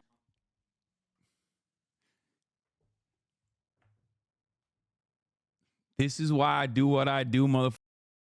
This is why I do what I do. What's up, One Hand Politics? This is why I do what I do, mother. Look at what he's explaining to him. Look at what he's gonna explain to him. Let's hear it. Let's hear it. I wonder what he's gonna. I wonder if Charlie lets him go. He's gonna do the. I mean, he might not use umbrella. He might say purse. But we'll see. We'll see. We'll see what hypothetical scenario Mason brings up here. Telling the waiter, "Hey, I want to go sit with blank. What would you use?" With you? He doesn't know my name. Yeah. Well, so I'm sitting over there. That guy. Yeah. Yes, correct. That guy. You're going to typically use he or him, or you're going to say that guy, like you just said. Correct. Because you're ascribing the male gender to me based on my performative characteristics. I say I could be an error. Maybe you are a biological woman. And then you'd correct yourself, right? That take maybe not. So that's what that is exactly what we're trying to say. So the question is that, do you think that womanhood can then be assumed just through costume design? It's not costume design. What is it then? It's performative social characteristics. So you could yes, act that's it. what gender is. Okay, great got job. it. So you could it's like a theater troupe. It's not a theater troupe. So these are social. These are social womanhood categories. Can be a. It is technically like a theater troupe. It's just that we do it every day, so we just assume that it's like we don't even do it without thinking about it. But yeah, he cooked them. He cooked them so well. Appropriated. No, they're categories. That's so, what it is. So there's nothing inherent about the chromosomes. There's nothing that. Correct. Yes. Wow, we disagree. So there's nothing inherent about having a period or being able to give birth or the specific hormonal makeup. In different cultures, we've ascribed that to womanhood. If you go back to other cultures spanning thousands of years, for sure. you'll see a difference when it comes to those. Like for example, the Mayan. And also, again, what about women who can't have periods? Okay, are they not a woman at that point? What about a girl before they develop, before puberty, a prepubescent girl? Are they not a girl? Are they not a woman? Okay. What about a person who went through menopause? Charlie, is your mom a woman? She's of that age where she might have gotten menopause. What about a woman who simply cannot give birth? Women that take birth control, no longer women. Sorry. And said plenty of people that were schizophrenic, right? So that means nothing to me, right? Okay, so, we have people that say they're hearing things from God. Would you say that's schizophrenic? Well, not necessarily. It built Western civilization and common law. Oh, dude, Charlie gets real touchy when you bring up God. Okay. It's so stupid, Hasanabi. Charlie has lived 30 years and accepted people's pronouns the entire time, ostensibly without ever having seen their genitalia or their chromosome test. So why did he do that? That's what I'm saying. Like, the chromosome test is perfect because it's like, Charlie, when did you get your chromosome test? Oh, I got it 2 years ago. Okay, did you not know you were a man before you got your chromosome test? What do you mean? And due process and individual rights. I just wanted to hear that your priority. Defense of the unborn and the greatest civilization ever. You know, that voice from God happened to build. He gets so mad when like Western civilization is in the crosshairs, you know? That's fire. Built the Western civilization! Built the greatest nation of all time! Ah! Don't you dare come after Western civilization! Which is the greatest civilization of all time, but also so fragile that like a bunch of tender queers can break it down entirely, okay? With 3 Tumblr posts. The greatest, okay? The most infallible arbiter of morality that has brought civilization to the moon, but also literally entirely falls apart because there's, you know, a bunch of queer people now. It's done. It's over. It fell apart. Famously, Greeks and the English believed in God as soon as fire was discovered. Yeah. And they were Greek and English at the time, too. The reason why I don't like the religious argument overall, before people, you know, come at me as well, because I know we have a 80% atheist community in here, according to the census, like 78% or something. It's because I don't, as long as you are not using your religious beliefs as a mechanism to harm others, to act like other people are invalid or whatever. Who gives a shit? You know what I mean? Who gives a what you believe? Who cares? Build the greatest nation ever to exist in the history of the world. That's okay. fine. I think the minds would say the same thing. That's the problem with presuppositional arguments. Yeah, let's go down. Is that you could say anything. Can we go visit? I mean, God's telling me right now that you're a nation? fish. Do you think that's real? Can we go visit the Mayan nation? They didn't last that long, did they? Yeah, over killing and violence, and you can justify that if you like. You mean if all like the keep child going into it. sacrifice? And this is they the did on the condescending top of tone that temples? why I'm trying to match it is because You mean I'm all the just child trying to sacrifice, the Aztecs, Mayans? Wait, what do you mean? Oh, child sacrifices. Okay, you know, what is what is 500,000 dead Iraqi children, Charlie? We should know better by now, but what is 500,000 dead Iraqi children to you? What are school shootings that happen every week at this point that your party says is just a fact of life, okay? What about chattel slavery? That is the underpinning of this beautiful Western civilization that you hold on to as the best. You can't, on the one hand, be a card-carrying Bible thumper, and then also on the other hand, be like, well, Mayans did child sacrifice. It's an Incans did on the top of temples. Great Do civilization. you want to go back into the Old Testament? Let's bring Parker up in here and talk about all the Wait, child, hold on, no. child marriage, Wait, and we can talk about the justification of rape. Where was child sacrifice ever in the Bible? When Isaac was almost fucking sacrificed by his dad. He wasn't though, because at the beginning of Genesis, Yeah, so God just said like, nah, just kidding, dog. Don't actually kill your son. Because at the beginning of Genesis 16 said, I'm going to test to prove Abraham. obedience. Yes, yeah, that's correct. right. So now you know it. So actually, there was no child sacrifice in the Bible. It was a prohibition on child sacrifice in the Bible. But anyway, that's a little bit of a rabbit hole. Do you That is a little bit of a rabbit hole. So is the justification of slavery, because religion is what you make of it. It's all subject to interpretation. Charlie likes to pick and choose ultimately, but you know, you could say chattel slavery is child sacrifice. It happened. Understand at least, can you sympathize with and our was justified by the Christian Bible? But the Christian Bible also played a role in abolishing slavery, for the record, which is why I always say religion is what you make of it, you know, subject to interpretation. Okay. I'll calm it down a little bit. I apologize for the condescension. No, it's fine. I mean, but you're doing it's fine. But did you see where a bear mauled 30 children for making fun of a bald? Okay, first of all, that is the good part of the Old Testament, and we are not gonna, you know, we're not gonna sit here and act like that was a bad story. The story is children are mean. Okay, kids are mean, and mean kids get mauled to death by bears. That's a good story. That is a good story and a wholesome lesson. Okay? It's not even just about like shitting on bald people, which you shouldn't do, but also simultaneously, it's more so about how mean kids are. Okay? If you've ever been ripped to shreds by a bunch of doomers, bunch of teenagers at the basketball court, for example, they call you Unc, you know what this is. Okay? You know what this is. You experience it on a daily basis, regardless, because you're online. They're called Aiden Ross fans. Okay? They're terrifying. They got no morality.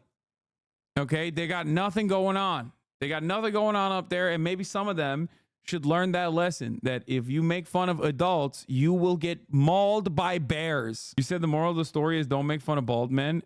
That is one moral of the story. But the other side of the story is children are mean and ruthless, and if they lean into that mean streak that they have in their heart, then, you know, they will get mauled by bears to death. Bears will kill them to death. Okay? Order food. Where this could get wildly out of control, at least on the extreme. I don't see how it get out of control, because even in sports, for example, you think that there's no. So this is something that we might be able to agree upon. Bradley Martin slapping stable Ronaldo is the modern version of that biblical tale. Yeah, look at stable Ronaldo now. Much more stable. Okay? He learned that lesson. He tried to tackle a bear and call him bald directly. What did the bear do? Smack the dog out of him, okay? Smack some goddamn sense into his ass. He's a better person as a consequence to that. That's the Old Testament, dude. Right there. Be kind to people, be ruthless to children, Hasanabi.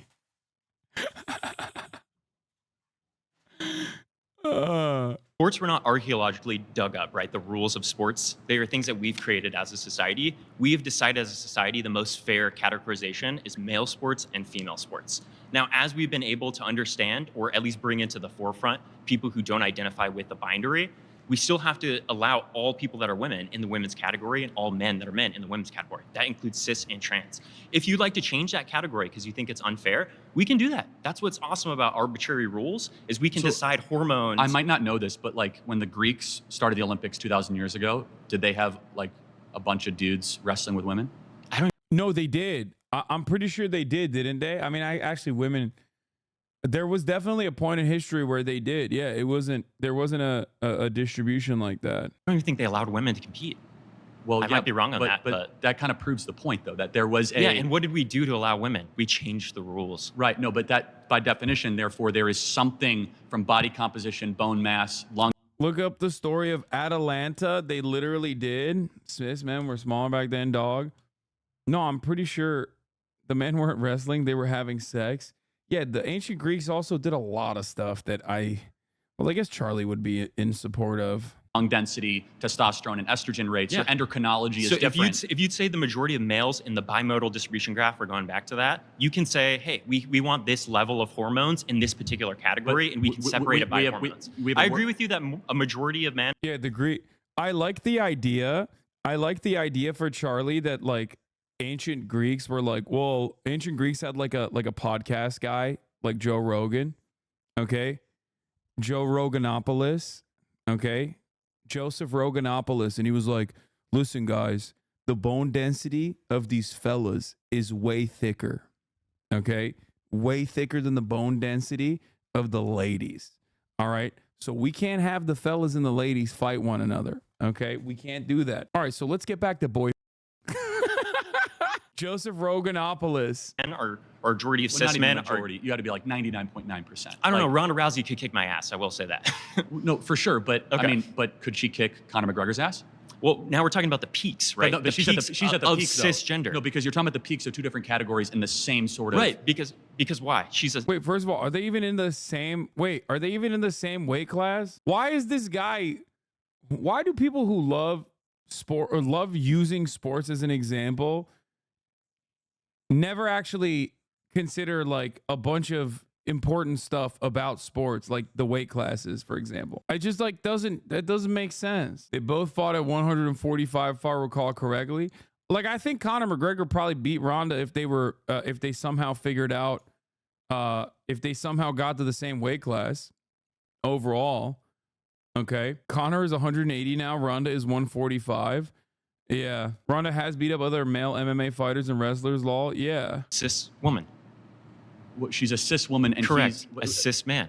But yes, and Correct. he could kick her tail, right? Yes, I would agree. Oh, okay, for sure, right? Because cis men and cis women have different hormone levels. No, if you want to change the hormones, we can change the categorization. But you're saying that you want men and women, bar none, and you say that's the most fair category. Then we have to allow all women and all men. Well, but again, those things don't... So I just want to be clear. So, because I think I'm tracking your argument, is that in the University of Pennsylvania swim team, when Thomas swam against biological women, you're perfectly fine with that. I think as long as we have the categories that way. Thanks. Good to meet you. Yeah. I want to get him in. He hasn't debated yet. No, you're fine. You're fine. What's your name? Hi, my name is Preeti. Nice to meet Brittany, you. nice to meet you. Go ahead. Preeti. Preeti, P-R-E-E-T. I'm sorry. You're totally Yeah. yeah. Okay, so I kind of want to go back to a little earlier. You said that Parker has lower T than you. So would Yeah, you it's say? called a joke. Yeah. I No. think I'm right, I'm fully aware it's a joke. But I guess like on that point, Yeah. do you think that like T has to do or testosterone has to do with your manhood? No. Like your, Well, yes and no. I mean, if you are looking at typical testosterone estrogen rates of women, they are far different than those of men. But Right, for but, like- example, like your testosterone rate goes down when you have children. For Okay, but example, when you're a for- man, that doesn't make you less of a man. Okay. They go down by about 400 points. okay, but like when we were talking earlier about like sports, right? Dude, what's crazy about this is like, in order to be a successful transphobe, you have to be such a goddamn nerd. Like, you are such a hateful person that you literally have to learn an entirely different set of facts and standards. And also sometimes like the actual, the actual science behind it, just so you can correctly argue against it. And it's one of the weirdest things that people do. I mean, it's just like, you are such a goddamn hater, bro. You are such a insane person that you are spending your finite life learning all this shit specifically so you can be a better hater. And the things that you're learning, the exact opposite of the truth, the exact opposite of what like the current scientific evidence presents. Like, you might as well put all that time and effort into the D&D, bro. What the are you doing?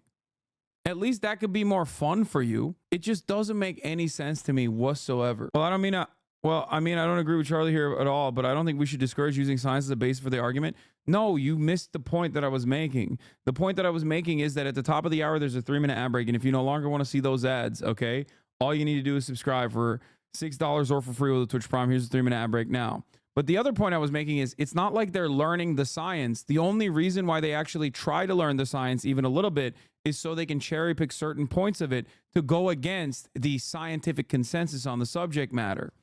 Okay?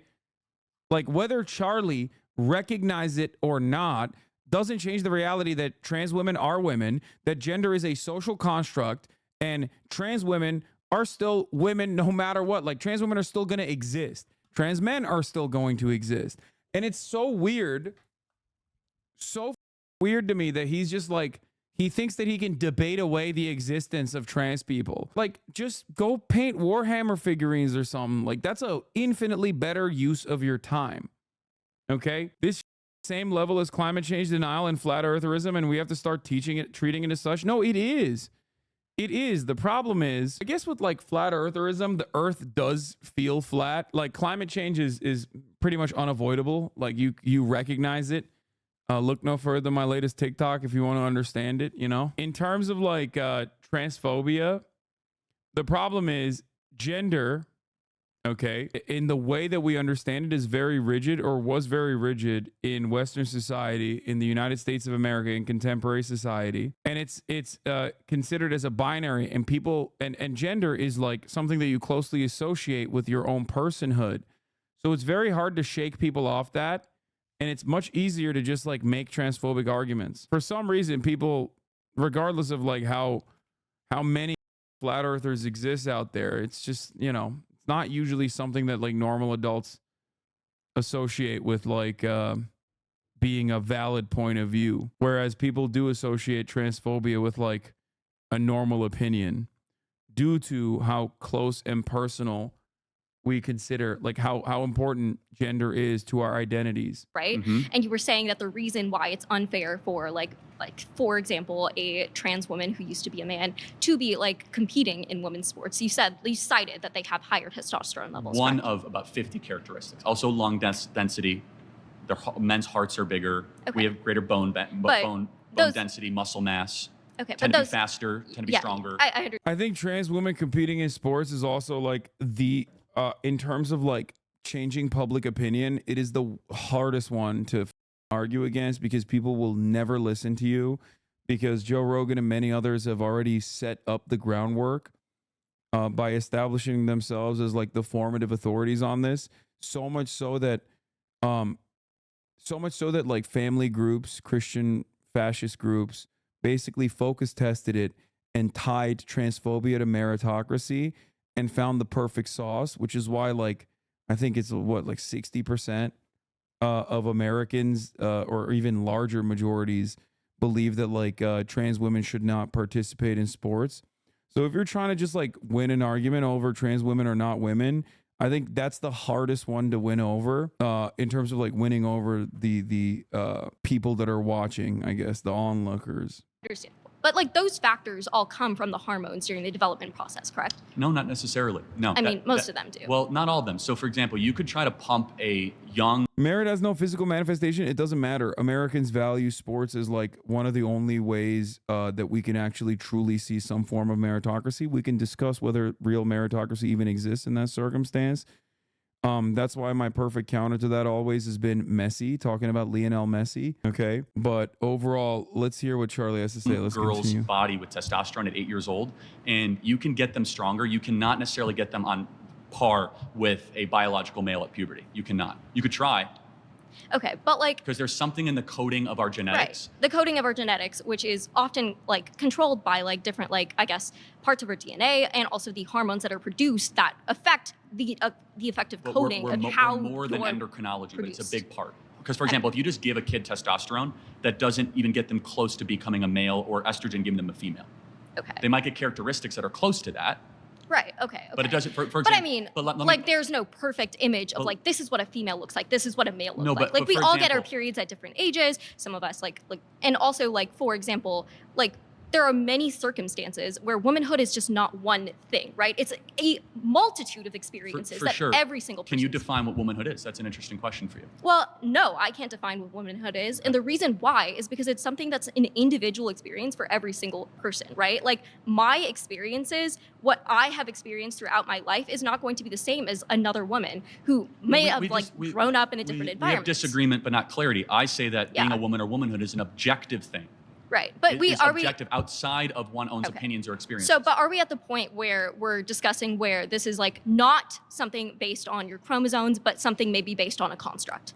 Well, no, it also can be objectively witnessed in empirical ways, in biological ways, in scientific ways. Okay. So to clarify, we're still discussing whether womanhood is on chromosomes or not. If you'd like to discuss that, it's deeper than Like- just chromosomes. Right, right. I'm just trying to like define exactly. For example, where this if we debate look is at right SPECT scans or brain scans of men and women, 98% of the time, artificial intelligence can tell you which one is the men and which one is the female. Okay. So An NYU study found that AI can detect the differences in male and female brains 92 to 98% of the time. It does not. It does this by spotting patterns in brain structure invisible to the human eye. Wait, what? You can tell a woman and a man from the way they walk. I like how everything devolves back into transvestigation.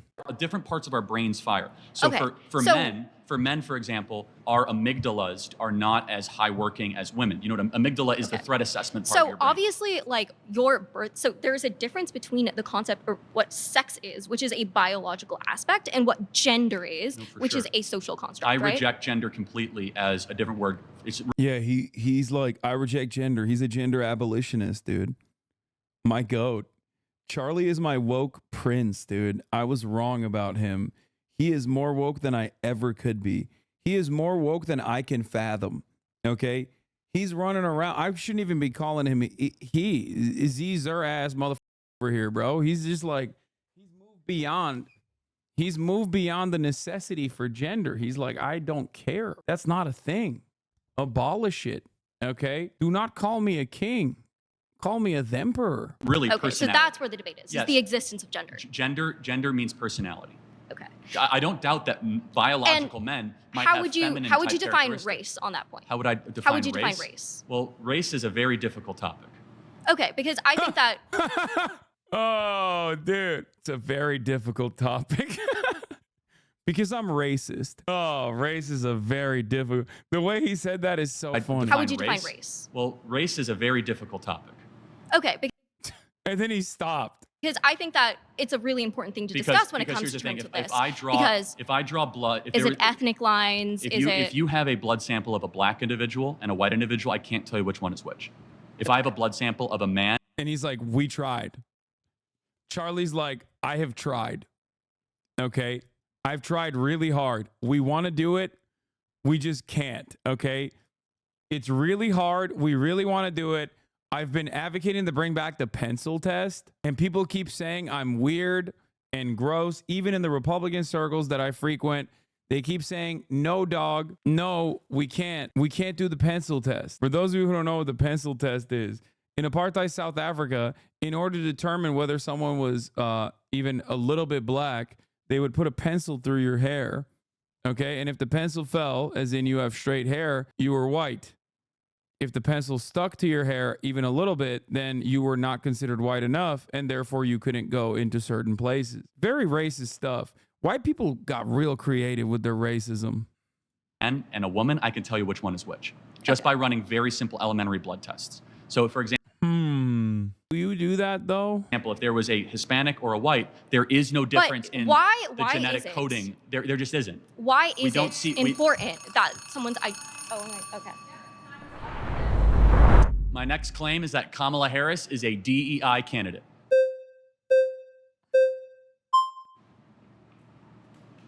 A lot of competition, Mason. Yeah, exactly. Good to see you. It's good to see you again. Can I define what a DEI candidate is? I think that you're going to say because she's black and she's a woman, she was appointed because Joe Biden promised that, and it's not a testament to her Not success. only that, but also in her getting the nomination of the Democrat Party, they said repeatedly, we do not want to pass over a black female.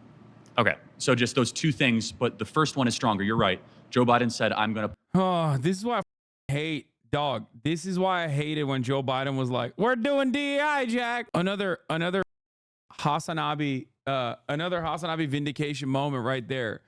when they first said this, when the Democrats first said this, I was like, bro, you're not supposed to say that. Like, Republicans are supposed to say that.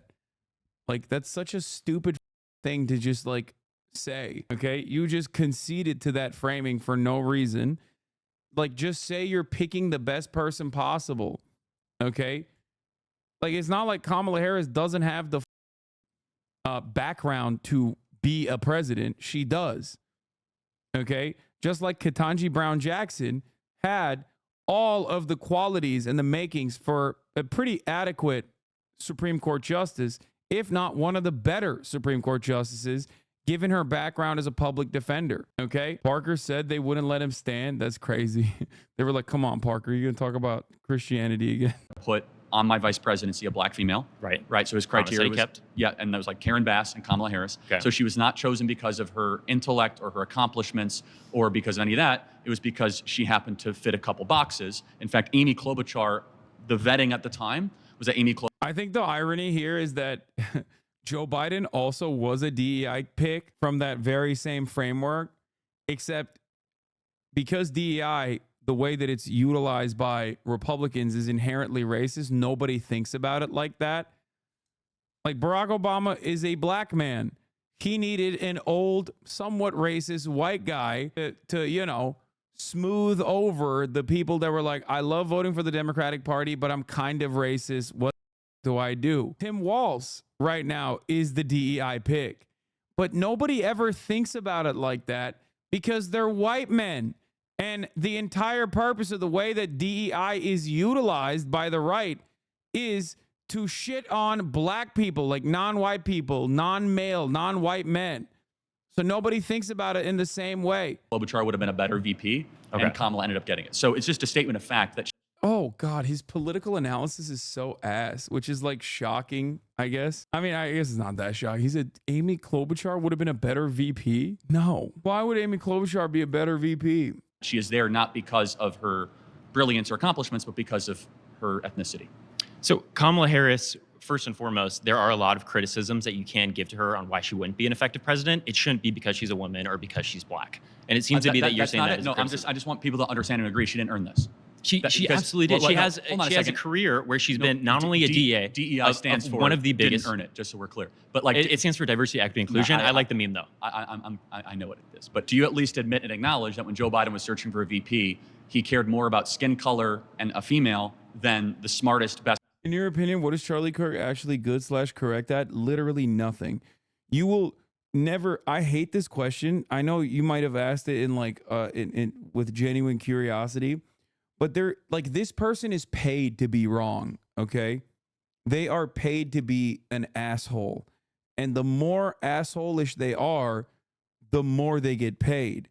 There's no world in which I'll be like, oh yeah, like there's this thing that he's on board with. Like, no, he's not good. He's not good at anything. He doesn't have anything that he believes that I agree with. I guess if I were to try really hard, it's the thing that I brought up before where he has like, he's done a great job of just like stealing money from older wealthy Republicans by lying to them. Best person. So the whole conversation with this affirmative action with DEI, the whole reason why people bring it in is to make this imaginary scenario that there's a super qualified white man who was overpassed by this unqualified, stupid, idiot person of color, which is such a terrible analogy because it's not true. His own team it's said absolutely it. not true. Mason, that's not what it is. Joe Biden did not say, I'm going to choose an unqualified person and just pick him because she's black. His own team He's said saying that I'm going to have two qualified people. If one comes from a different experience, it might be better to have a diversity and have a better perception in forms of government. He said at the South Carolina debate that I will pick a black woman as my vice president. Secondly, Amy Klobuchar came out. Is this a random black woman that he plucked off the street? Or is this a qualified DEA general attorney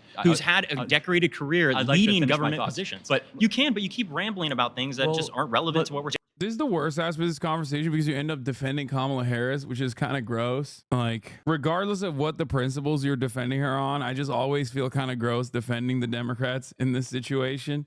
It is relevant. Amy Klobuchar in vetting came. Dog, the reason why I wonder why he said he's going to pick a black woman at South Carolina. That's politics, dumbass. What are you talking about? He's talking to black people. Like, that's it. Here's your original video when Harris got picked. Biden picks Harris as his running mate. There you go. You know, Okay, here's a hyper woke rad lib take. Are you ready for this? Don't you think it's kind of misogynistic to like toy around with women's feelings this way? One, only portray them as a simple prop for your political goals. And then secondly, to just like parade them around exclusively so you can get some additional marketing around the ultimate inevitable pick. Like, what is this? The Bachelor, dude? I don't know, man. Kind of misogynistic to me, dude. Sounds similar to Pepega affirmative action is racist. I mean, this is literally what Joe Biden did as far as like what went into his choices of who he was going to make the VP is literally the racist depiction of affirmative action. This is from August 13th, 2020. Okay. 4 years ago, I was like, bro, this went up. And was like, I'm picking a black woman. Now conservatives are going to use that permanently. And that's not just me who thinks this. It was a joke even in like black Twitter. Isn't it to pick a cop VP while people are protesting police? I guess. I don't know. I mean, they're going to continue with she was a progressive DA meta, so it doesn't matter. All right, I guess it's time to follow Biden. What's your overall opinions of Kamala Harris herself? I think that she is, again, a political operative, just as all of these people that are successful within the Democratic Party are. She is at least more progressive presenting on a multitude of issues than a lot of the other people who don't even hide that or who don't even make that effort. Especially as someone from California, I think that we could go way further, way more blue in a state like California.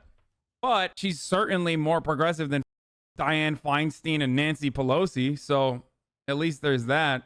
Was it really that Biden? He announced that he would select a black female VP for diversity since he's a white man, and there are just so few prominent black female politicians that speculations ran rampant. First of all, do you not understand how the VP process works? I was memeing about the Bachelorette shit or the Bachelor shit, but like, what the fuck are you talking about? The entire VP process and the selection is all about fanfare and theatrics. They leaked information about who it could potentially be so that people would speculate over and over again so that there was more attention when the time came. That's literally the most significant purpose of the VP choice. Is it a good move to pick someone from Cali instead of someone from more swing state like Georgia?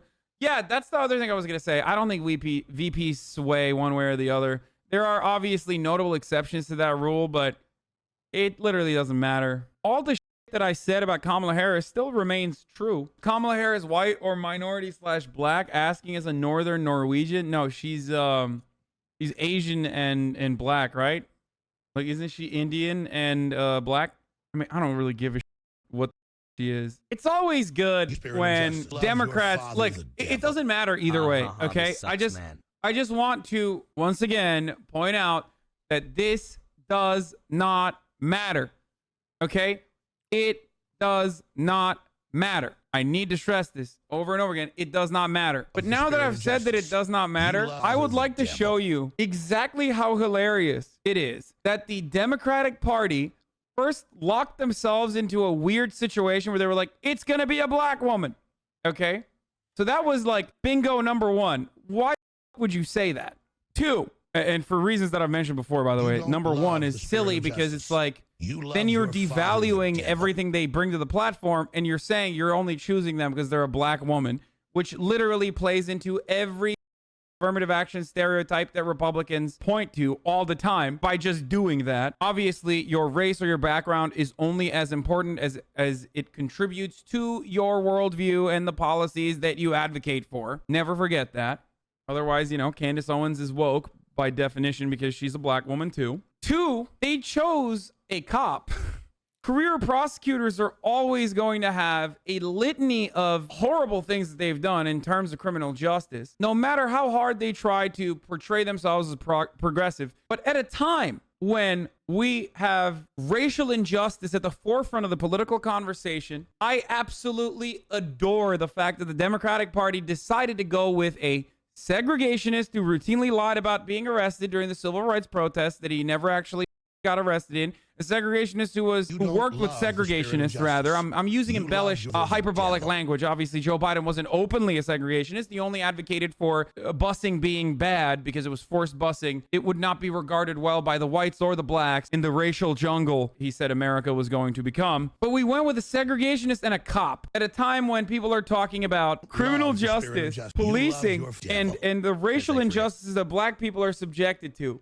The Democratic Party was like, we're going to go with a dude who has definitely had terrible optics on the racial justice side and a cop. It doesn't even end there, though. The worst part about this, even though it doesn't matter, they went with a cop from California, the famous, notable swing state of California. Now, while I hold the position that your VP pick doesn't ultimately matter, these people claim that it does matter. So even if it does matter, why did they hurt themselves on virtually every single reason why the VP pick should matter? This will, feed into the narrative from Republicans that claim that, Kamala Harris is a radical leftist. She was pro-Medicare for all, even though she was fake pro-Medicare for all. It's funny because, Kamala Harris This clip aged surprisingly well. Brother or sister, let me tell you something. Just go back and watch any of my commentary from the 2020 cycle, and you will realize,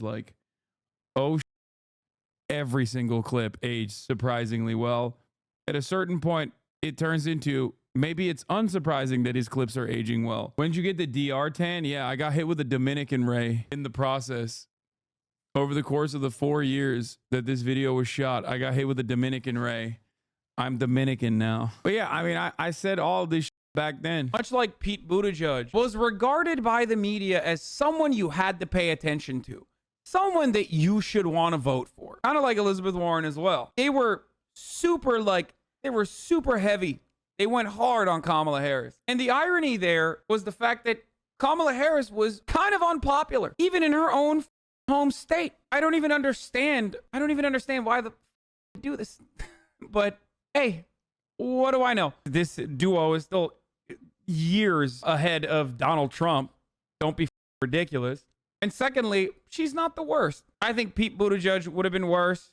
There are a number of different candidates like Michael Bloomberg that would have been worse. Kamala Harris is still much better than a lot of the choices that the administration could have gone with. This is a good pick. She's young, dynamic, tough debater who knows how to throw a punch, and she will help energize Lib Bizzle, the DNC operative himself. Watch me.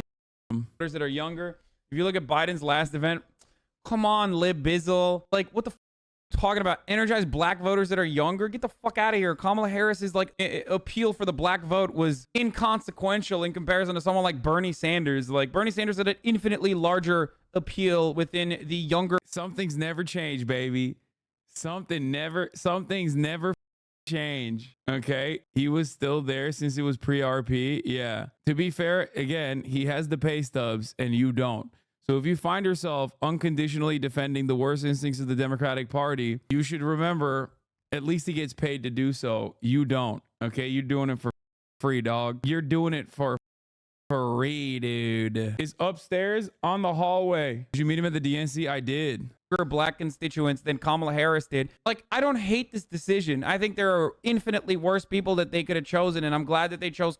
The Bernie take here end up being correct? What do you mean? Did you not just see the poll results? She also trailed behind Vermont Senator Bernie Sanders in a number of recent polls, behind Massachusetts Senator Elizabeth Warren, with one November Quinnipiac University poll showing Harris flagging with 6% of support from black voters, compared with Biden's 44%, Sanders is 10%, and Warren's 8%. Are you serious? This is not happening? What are you talking about? No, this was in 2020. I was right. You needed a fresh fade then? I know, this was right after I gotten buzzed. Across as the more qualified candidate. Why? Because they said Kamala Harris wasn't very smart, wasn't very bright. That's their own vetting documents. From who? Joe Biden's own vetting documents. So why would he go against that? Because the base of the Democrat Party demands tribal politics and DEI politics over competency. That's completely inaccurate. He stated Jim Clyburn said, I will only endorse you in the South Carolina primary if you say that you're going to put a black person, preferably a black female, on your ticket with you. Therefore, you winnow the entire universe down and say, I'm only going to choose from this criteria. And let's just think more broadly. If you're about to have heart surgery, would you rather have a heart surgeon that's good and excellent, knows what he's doing, or someone that is a black female? So, and being president, that's an insane dynamic, dude. what if the best person is a black female? Like, then what? Would you rather have a white male rather than a black female if the best heart surgeon is a black female? What's wrong with you, dog? You freak. More important than being a heart surgeon. Aren't you on record saying that you'd be terrified if there was a black pilot Yeah, that was flying yes, your I did airplane? say that, but why? Okay, cool. What was the full quote? I personally, I don't know. If you want to expand on that. So this ties into this. United Airlines said, dog, you automatically assume that the black female can't be the best heart surgeon. You freak. You absolute freak, dude. that half of all their new hirees are going to be black or women, and that standards and pursuit of excellence is not going to be taken as seriously as diversity. When I'm flying a plane, I want to know my pilot is there because they're a good pilot, not because they fit some DEI box. Damn it, I wish we could have a better conversation. I'm sorry, man.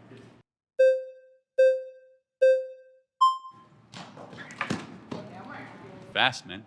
Okay, so let's say that Kamala Harris was the DEI hire as vice president. Do you think she's also a DEI hire as the presidential nominee for the Democratic Party? Potentially, yeah. I mean, they decided to go to her almost immediately because she is the VP, but also because she fits some criteria boxes. But let me ask you. You don't think it's because Joe Biden nominated or said No, he for sure, wanted- that's part of it. Of course it is. But let me ask you, what's her greatest achievement or accomplishment? Her greatest achievement or accomplishment? I'd say her greatest achievement or accomplishment is completely destroying the Republican Party within like 2 weeks of being nominated. How is Like she- in the polls, she's just absolutely. Huh? Sorry.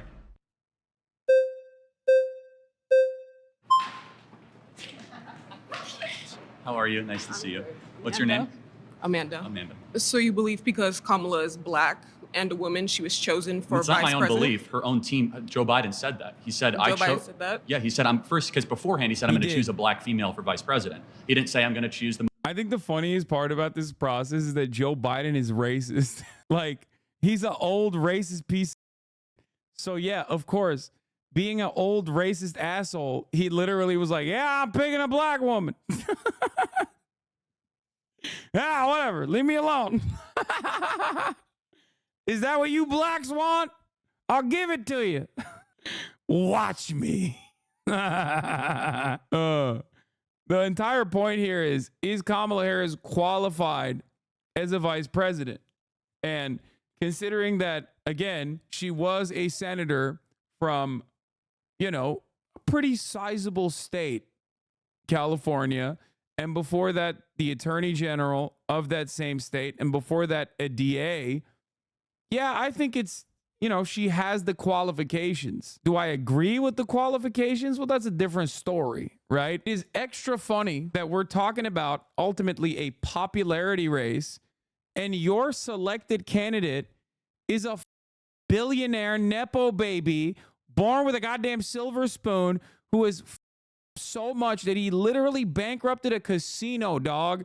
And you're literally talking about qualifications. Like, Donald Trump is running for the presidency again. What kind of qualifications did he have the first time around? Yeah, it's a popularity contest, dude. He bankrupted himself, 8 times, 9 times? Shit's crazy. Including a casino. Oh, did you break it apart? Hell yeah. All right. The most gifted or the most talented or the most accomplished. He said, I'm going to choose a black female. Mhm. And so by definition, that is DEI. That is not the definition of DEI. By him saying that he was going to choose a black female, that could insinuate that he already had Kamala in mind for the role. No way does that insinuate that she's DEI. Well, what is DEI then? DEI would be, Choosing somebody based on their race? no, it's giving people of color the Oh, thank God. I was about to chop. She got it. opportunity to be welcomed into spaces in which they Like typically Kamala aren't Harris? able to get There's into. never been a female black vice president. And why do you think that is? Well, not why. You just said that's DEI. That- So by definition, she's DEI. Yes, in the correct application of the term, yes. But the problem here is your application of the term is racist. That's the issue. You would not have an issue with DEI as a protocol if you just simply thought about it with the correct application of the term. That in a field of the most qualified candidates, we must open up the process to candidates that have been historically overlooked. Okay? That's what DEI is. It doesn't mean you're just going to cast aside better candidates because you want a black one. It just simply means that you will also look at the possibility of a black woman, a historically overlooked group of people in terms of, you know, the vice presidential slot. This does not mean that they're unqualified. You're the one who's adding that onto it and then cynically talking about this conversation. Now, let me tell you, I don't like Kamala Harris all that much, and especially not since her latest sequence of classic Democratic Party shenanigans, running scared, running to the center, talking about how lethal she wants the military to be, yada, yada, yada. Having said that, however, okay, let me tell you one thing that proves that Charlie Kirk was wrong. Donald Trump lost. Okay, that's it. Because at the end of the day, the presidential candidacy, whether we like to agree to it or we like to admit to it or not, is a popularity contest. Okay, and it turns out that Joe Biden and his black vice president, black female vice president, was more popular than Charlie Kirk's favorite president of all time. Sucks to suck. Okay, turns out he made a pick and he won. And when you win, turns out that pick was right. We can never know if the other alternatives would have been better, and we don't have to. Okay, so she represents diversity within the government, is no, what but you're saying. She got elevated because she was a black female. Because if that were the case, I'd be the president right now. Do you think Kamala Harris was chosen because of her intelligence? Her qualifications and her intelligence. Really? Wow. If you compare... Why is that so shocking to Charlie? Dog, come on, brother. Like, you couldn't even cut it in a community college for like 3 weeks. Like, what qualifications do you have? Like, the reality of the matter is you are assuming that other people have the same level of racism and same level of misogyny trapped in their hearts. Okay? This is not a great argument to make. The racists will look at this and go, yeah, he's really cooking that black woman. Hell yeah. But most people will go, the f are you talking about? She was the goddamn Attorney General of California. What are you saying right now? Of course, she's not an unintelligent person.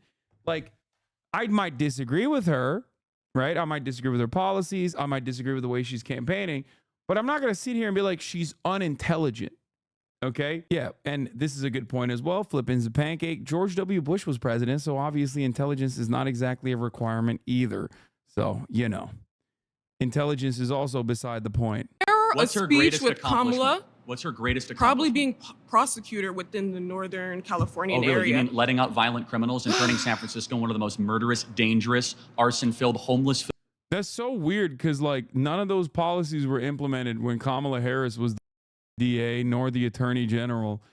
And they're not even implemented at this point either. It's just a complete fabrication.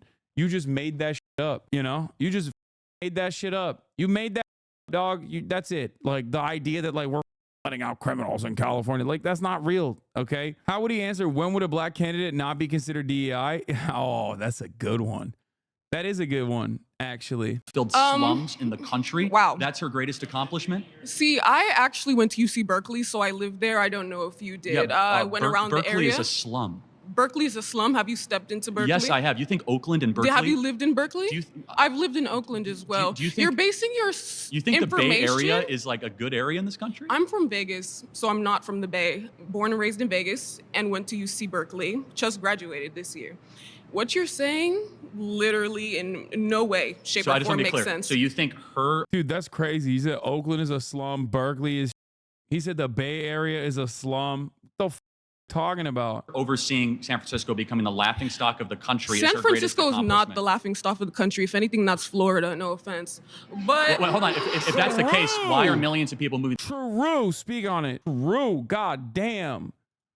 God damn. That was a chefing moment, dude, right there. She chefed it up. She chefed it up big time. No, Florida, millions of people leaving California. Because there are cheaper rates there. People are moving to Las Vegas. Las Vegas has changed as a whole. It's cheaper because it's a better run state. And no. Wait, what? Okay, Mississippi is cheaper. Does that mean it's a better run state? Well, I guess he might say that. Why are you adding moist critical in the chat? We don't give money to Listen, Northern illegals, California and we have is better not schools and all. lower Northern crime. California is not the entirety of California. Hold on a second, but there's Southern California, Northern California. why you is know, it that it's so a many very big businesses state. are leaving San Francisco if she did such a great job lowering crime? Do you know? Oh my Lord, dude. Why is businesses leaving San Francisco? It's like, dude, California single-handedly is one of the largest economies on the planet, okay? Like in comparison to other nation states. Shut up. What a stupid ass argument, dude. Also, yeah, do attorneys have control over the economy? No, they don't. And also, once again, it doesn't matter. He's trying to tie that together. He's like, oh, people are leaving San Francisco because crime is out of control, which is not even the truth. Neither crime is out of control, nor people are leaving San Francisco because crime is out of control. People say that, but that's not the real reason why they're leaving San Francisco. They're leaving San Francisco or California in general because real estate is out of control. Part of the reason why real estate is out of control is because demand is really high. And also because our dumbass governor and our dumbass politicians in the state of California don't actually implement any of those commie policies that the Republicans love to claim they're doing on a regular basis. The only reason is because we cannot control the housing market, okay?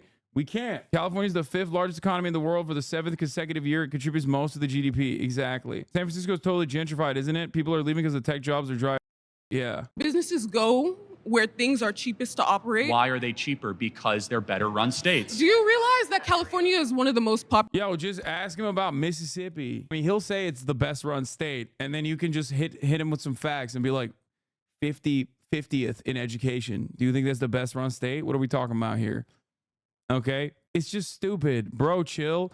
No, like, it's dumb. It's dumb as fuck. Okay. Mississippi resident here. We are not the best run state. Cheaper does not mean it equals better. Okay. There are awful states. Enough Mississippi slander. We have good food. True. Populated states within the U.S. So obviously So is costs are going Texas to be and higher. California. Not only that, but land within this state is also very, Yes. very, very minimal. So that's Hold on, you have Wait, that's not true at all. What the Wait, what's happening? We watched the video and for we don't give money Listen, to Northern illegal Southern lowering because so obviously so- cost you're- nation that's here. Yes, And due Florida to and that, but minimal. So that's hold on, you have tons of land. You're one of the Yeah, there's definitely a lot of land. I think she means like housing is minimal. biggest states yes, in it the is country. one of the biggest lands, but do you also take into account the population that's here? Yes, And due Florida to that, and Texas have a greater combined population than California, and California has more population and more land mass than Florida. Why is it that San Francisco has a declining population and Miami, Tampa, Orlando have an increasing population? what does this have to do with DEI? Because she ran San Francisco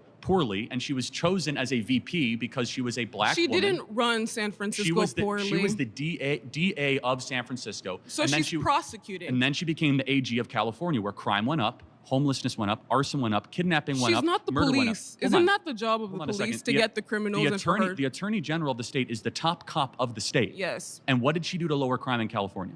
She convicted those who were guilty. Why did crime go up? Because as the population increases and Then- this got it. So economy gets why- worse. No, why is as Flor- the why is economy Florida's gets worse, crime rate going people down? are becoming more and more desperate, which leads to passive crime. Thank you.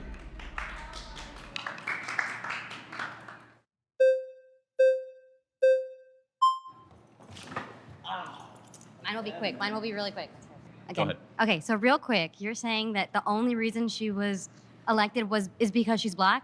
Well, first So of all, that trumps her being a district attorney and all First the of all, this is accomplishments not she my has? words. I'm just going on Joe Biden's own words. Okay. Joe Biden said, I'm going to preset criteria based on black women, and therefore she met that criteria, and that's why she was selected. No, why? I think what he was trying to say is, she's just black. She was just calling her black. She's not saying I'm doing. He's No, not saying. he made a He's public not promise. saying I'm doing this because she's black. No, That's he- not what she He said. made a public promise before the selection even began and the process began.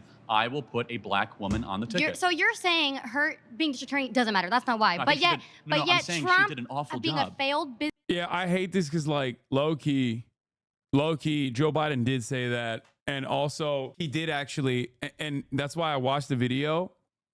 That's why I watched the video earlier of me like correctly predicting that like Joe Biden's like Joe Biden straight up saying that as a racist old white asshole, unironically leaned into that idiotic thing, and it cut away at Kamala Harris's accomplishments and her qualifications for becoming the vice president. That's the worst part. That's the worst part about this story, is that it like leads a lot of people into like trying to defend Joe Biden. But that is unironically an issue. Okay. Libs can't just move on from Brandon. They should stop trying to defend his ass. He said it. Yeah. I mean, what was the context of him saying that? Not a gotcha, but wondering if you remember the context. I think he said it in, first he said it in South Carolina, I think, like at a rally. Like he straight up said, he should have said like, I'm gonna pick a black woman. Businessman, and making all the comments, weird comments he's made. Well, hold on a second. Is there more to this? Kamala Harris, a DEI candidate. Does anyone else cook in this? My question for you is, if Kamala Harris is a DEI candidate, why is she beating Trump in the polls right now? We'll see what happens. Good question. It's in November. Okay, but she's currently beating Trump in the polls. So either if the polls are right, I grant you that. he's incompetent, or maybe she's a new candidate with a big surge. She's doing good. I would caution you being a little, like, this point in the election, getting too cocky, because we remember what happened with I'm not Hillary getting Clinton. cocky. I'm asking you to answer a question. If she is incompetent, how could she beat the president, who you said is an amazing As of the president? timing of this filming, can you name to me how many times she sat down for an interview? What?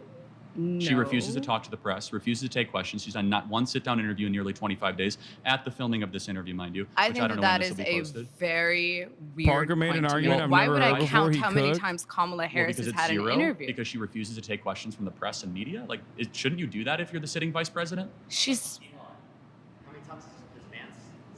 He actually did 3 last Sunday and 1 today with Meet the Press. So the quality. What do you gain? Because I know what it is. You're baiting inclusion of rural. Okay, fine. Perfect. Okay.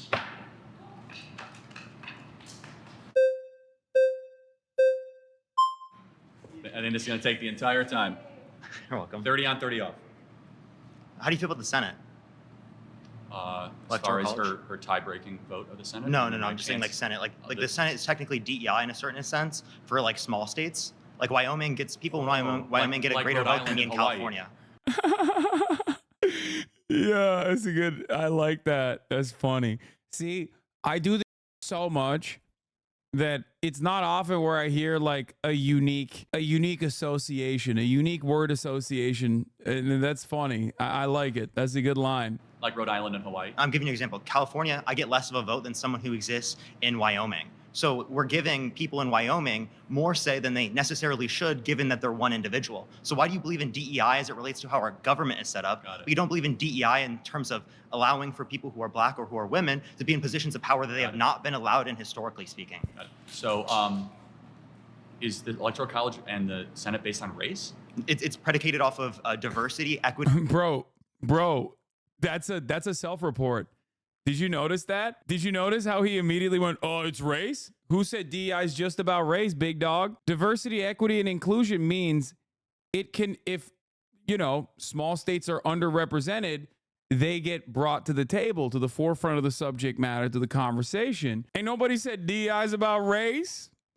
If we lived in a society that was dominated, if we were like, 60% non-white and white people were the minority, they were like, let's say 20% of the public, and historically they were underserved, underrepresented, we'd be doing DEI for white people. It's like when I go play basketball at the Creator League, that's DEI. Diversity equals race? No. Diversity does not mean race at all. What? Republicans are the first to tell you diversity means diversity of opinion. Why is no diversity of opinion represented? DEI does include race, though. Diversity, equity, and inclusion does not specifically mean race. It does not. It just means race in the way that Republicans use it. They just are simply talking about, black people usually, and sometimes women. Wyoming is real. Don't even do this to me right now, okay? We're talking about real states that exist. Wyoming communist? Okay, dude. Yeah, Wakanda communist. Sure, brother. Wyoming is not real, okay? I will not believe it. Be serious, okay? It is not a real place, buddy. Get out of town, okay? It does not exist. It does not exist. All it took was for me to see one poll where it showed that I had the least amount of fans from Wyoming, and that's it. It doesn't exist to me anymore. Ohio is real. It sucks, but it is real. It's a real place. Equity and inclusion, How is right? that? Like inclusion of country areas, inclusion of rural areas, inclusion of white men like you. Okay, so you mean like Hawaii? I'm referencing. You could say smaller states or places that have less people in it. So obviously would be able to have more of a say per individual. So your argument is that the U.S. Senate is a DEI? I gotta be honest, I've never heard that argument, but I think it's a little silly. But how is it silly? I think that's good. That I've never heard that either. I never heard that. I never heard it like that. It's good. Argue against it instead of just saying it's silly. Well, right. So it's silly on its face because first of all, we have on the because I have no real answer to it immediately. It's not something that I have ever considered. House of Representatives is proportional to population. Oh, but the Senate isn't. So it's DEI. It's not DEI. Yes, it is. Why? Also, the House is also DEI too, bro. Redistricting. It's reverse DEI. They do that Would you too. say it's diversity, equity, inclusions because Wyoming gets 2 senators? They're their own sovereign state, aren't they? For country areas, for rural areas, equity for rural areas. That's not right, for smaller states. So let's go back to the Federalist Papers and the Founding Fathers. Why was the Senate composed Can you tell me this why way? it's not DEI? Like under your definition, Well, why because is it it's not DEI? based on race. And by the way, it doesn't have to be based it's on also race. based. It's not based on. Wait, Charlie.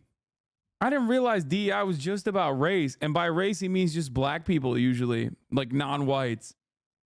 Charlie, I don't think that's what DEI is, dog. It kind of feels to me like you're saying the quiet part out loud over and over again. Oh, it's a race, dude. It's DEI's race. It's about race. Kamala Harris, a black woman. It's equity, and it's not based on inclusion. Can't you have DEI based upon different characteristics other than race? Let me finish. Whether or not you're a woman, whether or not. Let me finish. Why? It's because we are a collection of states. We are not a federal project. So states' rights usurp federal. Do you know what the 17th Amendment is? Do you know why the Articles of Confederation failed? Yes, but what is the 10th Amendment? Because states had too many rights, had too much power. What is the 10th That's why Amendment? we specifically adopted the Constitution. Parker, let me make one point, okay? Which is, how did we used to elect senators? It'd be population. No, we used to elect senators based on state legislatures. So the Senate is an extension of the state legislative bodies. That's not DEI, that's federalism. I love that this guy said Google DEI, Google diversity, idiot. It clearly says race and ethnicity. Oh, so women are not a part of DEI then? Why would it be race and ethnicity? It would also include gender. It would also include sexual identity. DEI, diversity, simply means there's too much of one thing and we should open it up to other things that are not usually represented. So in a situation, if some states that have less people in them, when we're parsing through the amount of like voting power they should have, if a state has less people in it as opposed to other states, then technically that is diversity. We're giving them more power overall in the voting process by flattening out the amount of senators that a state can have, regardless of its population size. No. That's the way that our system is set up, which is a bottom-up, citizen-led government to allow the states, which are first and foremost sovereign. So it goes in this ladder in this country. Bro's just removing more than 90% of the definition and then being like, see, it's only this 10%. DEI for those states citizens, and for those country areas. No, because it's colorblind. It's not that, we get white again, states DEI more, is not black only states based on more. race. Hold on a second. Diversity for country, diversity for rural, equity for rural, and inclusion of rural. No, that's an interesting point. So you think DEI is only race because you associate associate it with Kamala Harris? Let me ask you a question. Is there a single instance in corporate America where DEI is implemented where diversity means anything other than skin color diversity? So diversity. No, it's not about viewpoint. Women. What? Fine. How about chromosome or diversity or skin color? So skin color. There's gender. You have to move the goalpost a little bit because you got destroyed there. All right, but there's also no. I'm just asking a very simple question. The answer is no. He's being bad because our system. He's being bad. He's being silly. Oh no. He said you got destroyed there. I mean, he did, but also, oh no. You can't be telling him that you cooked him to his face, dude. Oh no. You got him tweaking, dude. I mean, that's not DEI. Still meets your definition. The Senate is DEI. What was your definition, though? What was his face twitches? Yes, bro. I swear it gets smaller. Every time he gets owned, His face gets smaller. When I first met Charlie Kirk, his face was larger on his head, bro. I swear to God. Look at that. It's shrinking, dude. It's shrinking. His face is shrinking. I live like a capitalist every single day, Shank. I live like a capitalist every single day, Shank. I live like a capitalist every single day, Shank. That's crazy.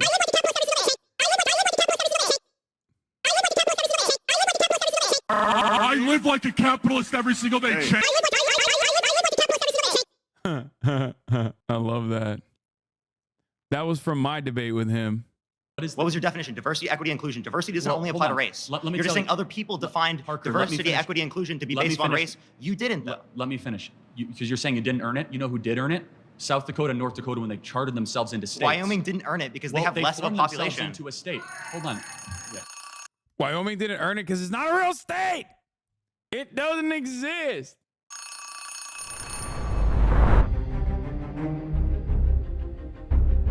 Charlie will not choose a student to debate for 10 minutes of the claim of their choosing. Oh, he didn't go. Why didn't he go with Parker? Why didn't he go with that one? Why didn't he go with...